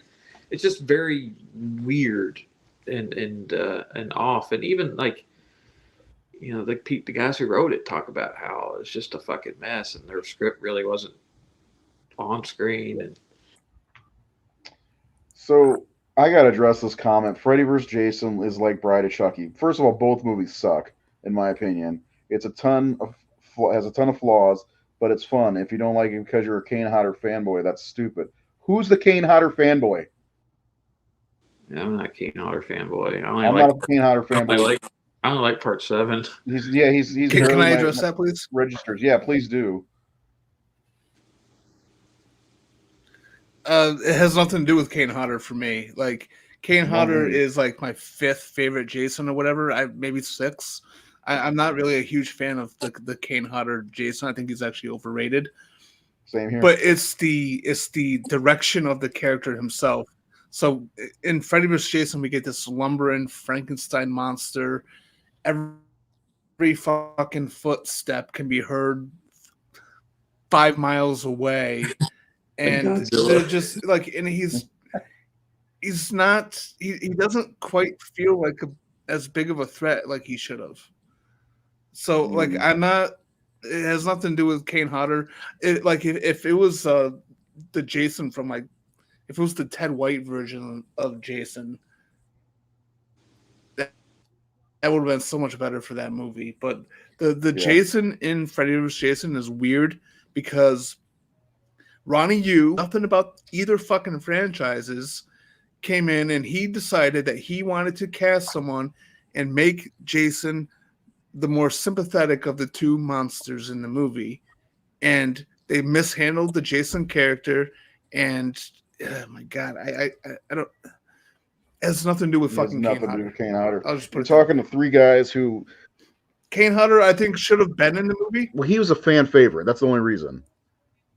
It's because he had been so much associated with that character. He'd done it 4 times in a row. And when all the talk about Freddy versus Jason happened, is like that's how everybody just expected those 2 guys, because like Kane was the only guy who was synonymous with playing that part because he was the only guy that did it like more than once. And so like Robert only played Freddy. Kane had played him 4 times. It's like we just expected it, and then we get this guy who we don't really know, and it's not Jason. He like Seth is saying, that was not Jason. That was Frankenstein's monster with a hockey mask on. He even dressed like him. And yeah. And like the thing is, like, I like Freddy vs. Jason on like the Freddy side of things. I feel like that's better as an Elm Street film than it is as a Friday the 13th film. Yeah, it's more of a Freddy movie. Freddy's the only villain in the movie. Like and I like that because I'm a Freddy fan, but at the same time he's the villain, but he only gets 1 kill in the whole fucking movie. Yeah. Yeah. All right, let's get off of that because everybody's got their own opinion. I'm a CJ Graham guy, so it doesn't matter. I'm not really a big fan of that. I've talked about that 1998 to 2003. It was a bad time for horror, in my opinion. Movies in general, it's just very high glossy stuff, and it's just something about that period of horror that doesn't work for me, with the exceptions of like Audition or Blair Witch or. There's a few outliers for sure. 8 days later. One of your favorites. I know what you did last summer, of course. No, I'm just joking. I don't know how you feel about that movie. But I'm not a fan of either one of those. That was '97, to be fair, too. But let's do some takeaways from this experience for our first time watch for A Nightmare on Elm Street 4. What'd you guys think of the movie? Again, it's bias. That movie is so part of me as a human being that like it meant so much to me. I mean, that's the thing. Like, is it a perfect movie? No. Did critics like it? Actually, I think they did. It wasn't like one of the best rated Elm Street? critical. I think it was. I think it was also the highest grossing. It was the highest grossing, but I really attribute that to Dream Warrior's popularity and Probably, how rated Freddy was by 1988. But from what I recall, it was one of the best reviewed Nightmare on Elm Street movies. I think that's what they mentioned that on Never Sleep Again. But now it has a pretty low rating. But it's a slasher movie. But again, their creativity in it, the music, the score, the friendship, the chemistry of the characters, and the cinematography, all this stuff. It just, but once again, it's a bias thing. I was a child who was going through a lot of shit at the time, and I needed this thing. And these movies were like, to me, like the kid who finds the first time you heard Metallica or something, like when you or you discovered the Clash or whatever your band was. Like Nightmare on Elm Street was my band that I discovered and spoke to me and changed and brought things to me, and you can't replace that moment in your life. Those, I think they say like the movies you see when you're 12 are like no other movies will affect you more in your whole life than that period of your life, and because you're just old enough to where things start to really matter, and you really start to understand what you're watching and think about more, and they affect you. You're going through puberty, you're going through all these things, and it's just a different time for us. And I think that a movie I see again when I'm almost 30 can't replicate that feeling. Just bringing the Freddy versus Jason thing back in the thing, but I will. Though that year, 1988, it was the year I became a horror fan. It was because these were the gateway movies, the nightmare movies. And I fucking work in the industry today. It's like I work. My life may not be what it is if it hadn't been for Nightmare on Elm Street 4. Yeah. Yeah, I understand that one 100%. Real quick, just to appease Sean, Freddy versus Jason or Freddy's Dead? Freddy's Dead. Freddy's Dead. I don't think Freddy's Dead is a better movie. It's just I have more fun with that movie than I do. I have more fun with it. Yeah, I can enjoy that movie. Yeah.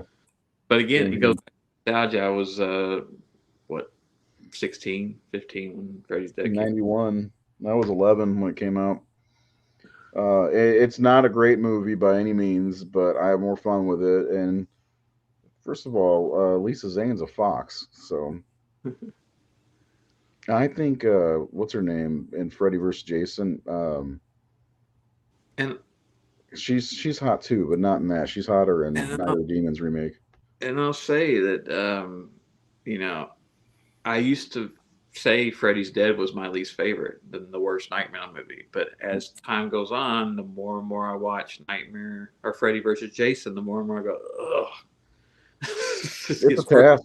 It's like H2O. I used to really like H2O. The more and more I watch, I'm like, I just don't like this movie that much anymore. Yep, 1998. Yeah. Maybe those two bookend that time, 98 to 2003. Where things are just the aesthetic of those films. I've never liked H2O, to be honest. I've tried. So what are we doing next week? Anything you guys want to do next Sunday? We'll talk it over. Yeah. We'll talk it over. Seth, do you have anything you want to say about Dream Master before we wrap up for the night?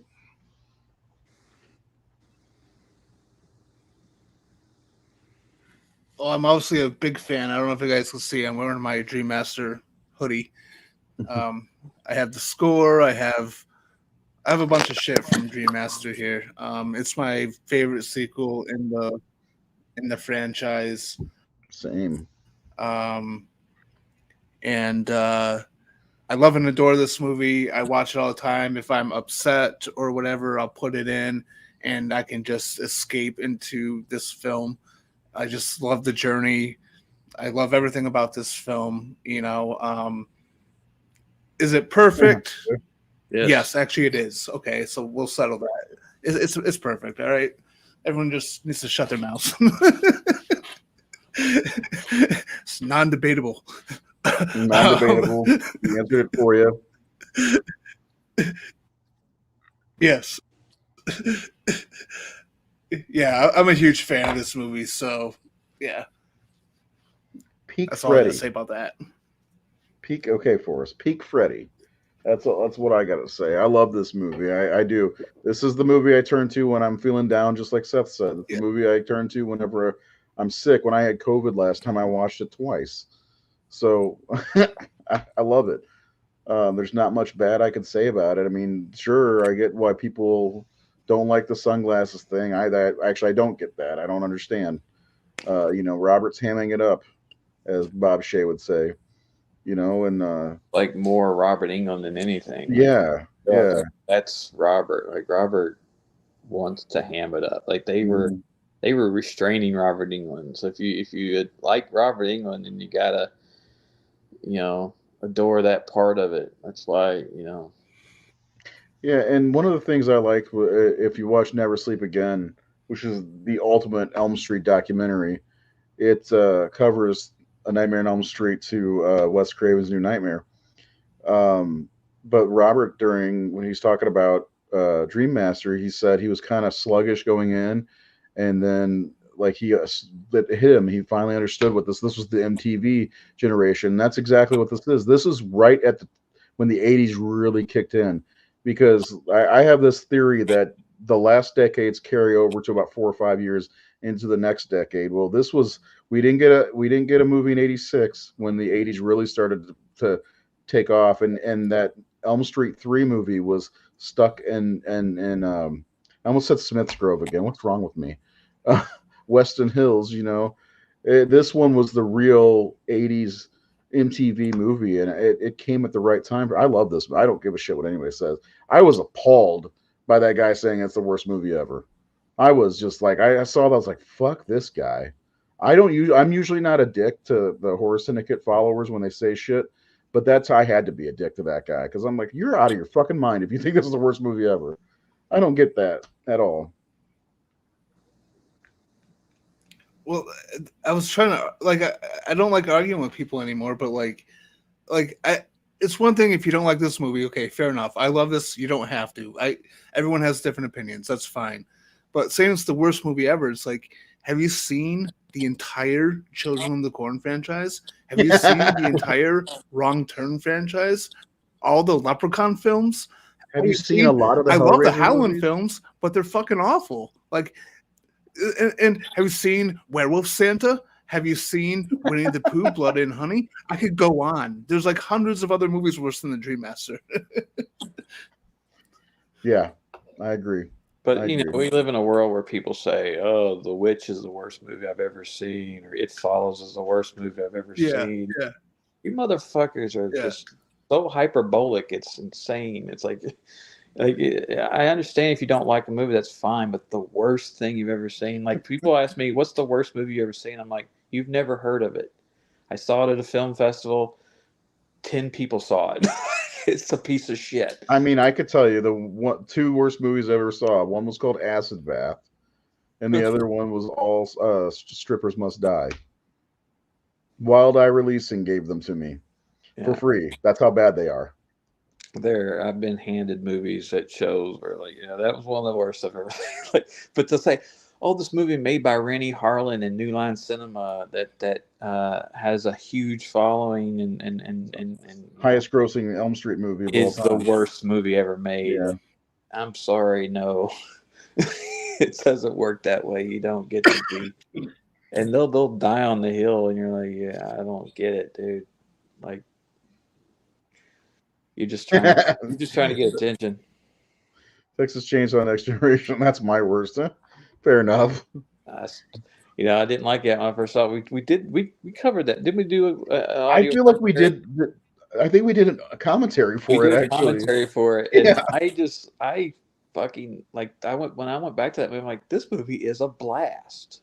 It is a real blast. It's terrible, but it's fun. Yeah. To me, like that movie. McConaughey makes that movie, man. Oh, McConaughey's so great in it, and I feel like Next Generation showed us where the missing element of the other Texas Chainsaw movies, that how much Kim Hinkle was part of that first movie, because I don't think there was another Chainsaw movie that had the madness that the original movie had, other than Next Generation. Like, there's the madness of that house and those characters in Next Generation feels more like the madness in the original movie than any other sequel. Yeah, I think I can agree with that 100%. It's quirky. It's not a good movie. I ain't saying that. But it's a trip and it's fun. But it's definitely not the worst thing I've ever seen. No, it's not. And I could tell you a lot more. And then there's that thing where, there's movies that had, like, shouldn't be as bad as they are, where they had huge budget and they had a great director and they had a great writer and they had a great cast. And you're like, how did this happen? And I've seen movies like that, and you're like, well, is that the worst movie? Because there should be no excuse for it. But at the same time, it's like Sidney Lumet always said, there's no secret formula to making a great movie. You put the same effort into the bad ones and the good ones. And sometimes the ones that are going to be a hit turn out to be the failures, and the ones you think aren't going to do shit. I was hearing someone said Gene Hackman, when they were making Hoosiers, thought it was going to be a piece of shit. Really? And told the directors, good luck getting another job. And then he had to do ADR, and they brought him back in, and he watched a rough cut. And after he was done watching the rough cut, he looked at them and said, "How did you do that?" Like, he had no faith in that movie. And he was telling, like, Dennis Hopper on the set, like, "Oh man, this is going to ruin our careers." And Dennis Hopper just laughed at him. And it was like, you just don't know. So, just last commentary we did was Scream 2 years ago. Just so you guys know, January 6th, 2022. Also, I think for our next one, it should be Assignment Terror. Just kidding. Yes. Unless you guys want to. We'll have 0 viewers for that one.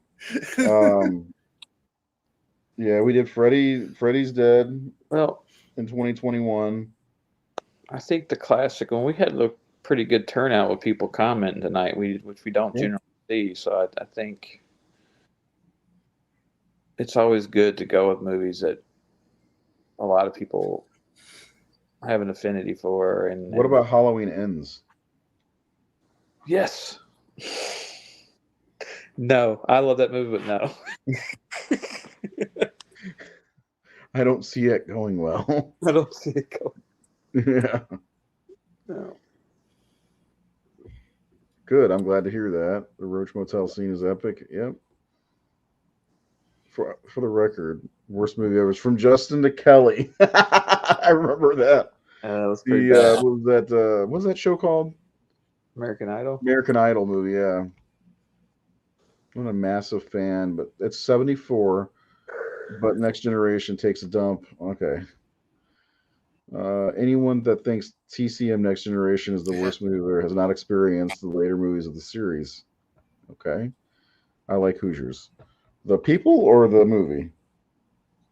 So I'm trying to figure out what movies we've done commentaries on because I don't have a list. The other people. Return of the Living Dead, we've done that.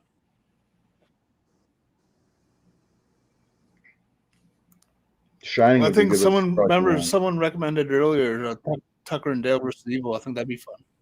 Yeah, I think that's got a decent following. I'll post something and see what people think about that one. I've only seen that once. Yeah, I really do feel it's the movies. I think we have a lot of fun with the movies that we know very well. We did do Evil Dead 2, Oh. by the way. How about Army of Darkness? I'd rather do Evil Dead, but we could do Army of Darkness. We've done Friday the 13th. Well, isn't Army of Darkness the best movie ever? No. Yeah, I know what you're getting at. We've done John Carpenter's Halloween's Silver Bullet. And we've done a lot. I got to make a list. Yeah, Army of Darkness would be fun. I'd be fine with that. I like it, but I just don't see where people think it's even the best in that franchise because it's definitely not. Dead Alive would be a blast. That would be fun. That's a hard one to come by, though. The Legacy of a Nightmare. Dead Alive is hard to find, though, isn't it? Yeah, it's definitely hard to find. All right, have a good night. Greetings from the Grindhouse. Whatever your name may be. Yeah, I've got a DVD from like 20 years ago that I found just randomly. I actually got two. I grabbed 2 copies. I'm glad I did because I gave one to my brother-in-law, and then all of a sudden it was out of print. So I don't know if it's streaming somewhere. I can look, but yeah, that Dead Alive would be fun otherwise. Because I don't. Did I ever get into Blu-ray release? I don't know. Like Peter Jackson said, he was going to go through. That's the funny thing. Yeah, like when I watch my copy of I think Evil Dead 2 on Blu-ray, there's a trailer for Dead Alive on Blu-ray, like right before it. So that's why I'm so shocked it's out of print already. Well, I'm seeing some cheaper ones, but I don't know. I don't know. That's not one I visit very often. I think Army of Darkness would be good. I don't know. We'll talk about it amongst ourselves in our. We've never done The Fog. Because that's a 2005 piece of shit movie. Now, if we're talking about John Carpenter's The Fog, then we're talking about a good movie. Just saying. Gotta give him his respect, right? So. All right. Well, I think that's going to do it for us. If you guys have anything else you want to say, please say it now before we go away. Seth and I on Wednesday will be together as lovers for Valentine's Day. We're going to kind of cover the 2 My Bloody Valentine movies, which I got to tell you, I'm telling you firsthand, My Bloody Valentine 1981 is one of the most boring horror movies I've ever seen. Has an iconic killer and a great title, but that's about it, in my opinion. The 2009 one's not much different. You get a naked woman running out of a hotel room, and that's about it. So yeah, I was not as enthused with the remake as everyone else was. Yeah, but I'm not a big fan of the original either. So. No, I never understood the love for that or the Prowler, honestly. But they're all just, I mean, they were just obvious, knockoffs of Friday and Halloween. And, yeah, I mean, the Prowler at least has the Savini kills and makeup stuff, which is really good in that one. But other than that,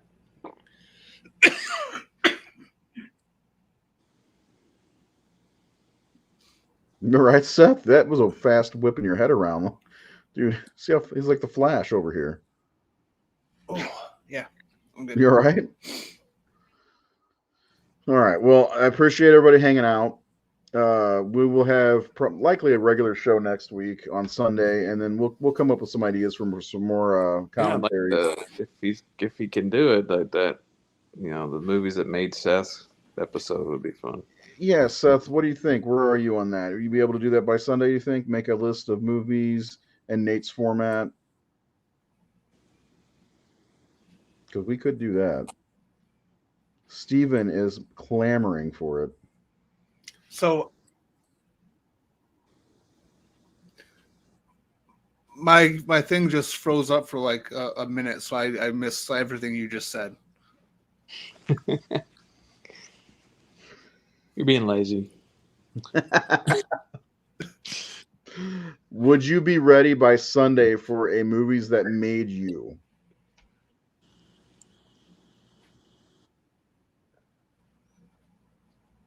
Yeah, I could do that. Okay. Then there you go. There's this Sunday's episode, movies that made Seth. Should be a fun episode. We'll do mine at some point. I don't know if Jared is going to come back or not. I was glad to see him for that one day. He's going to dip in and out probably every other month or two. He's a busy guy. I didn't want to see him today anyway because his favorite team won the Super Bowl. I'm joking. I love Jared. But anyway, please, if you haven't, like the Horror Syndicate on Facebook, subscribe to the YouTube channel. We are closing in on 1,700 followers. And let me tell you something. Most of our viewers tonight were via YouTube, believe it or not. That's pretty cool, in my opinion. And we had a good turnout. We love getting comments and reacting to some of the comments. Really appreciate that. It keeps us going. Wild Request, Bad Taste. I've never seen that, actually. I've never seen. Have either of you seen Bad Taste? Yep. I figured you did. Yeah, I like. I think I've seen all of Peter Jackson's early stuff. My favorite was Heavenly Creatures. I had a feeling you were going to say that. I was just going to say that Heavenly Creatures is a good one. Yeah. Seth, have you seen Bad Taste?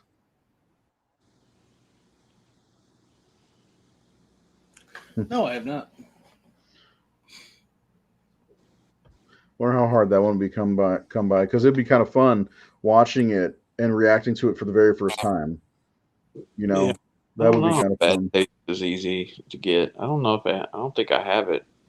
Well, I remember a few years ago, Peter Jackson said he was going to take his entire catalog that he had access to and clean them up and re-release them in 4K. I don't know if that's ever going to happen or not. Got busy working with the Beatles. Yeah, I guess so. Yeah. Yeah, but anyway, yeah, it's getting late, fellers and women. We're gonna get going. I'm checking Bad Taste real fast, see if it's streaming anywhere. It's on Prime for $4. I'm not paying for that. I'm not taking a Polo, Alfred. Anyway. By the way, Batman Begins is the best Batman movie of that trilogy. Yep. Seth, you got something to say before we go?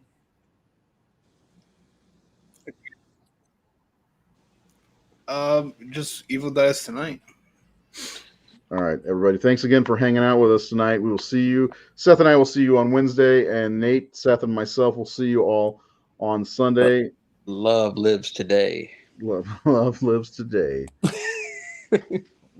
All right. Cool.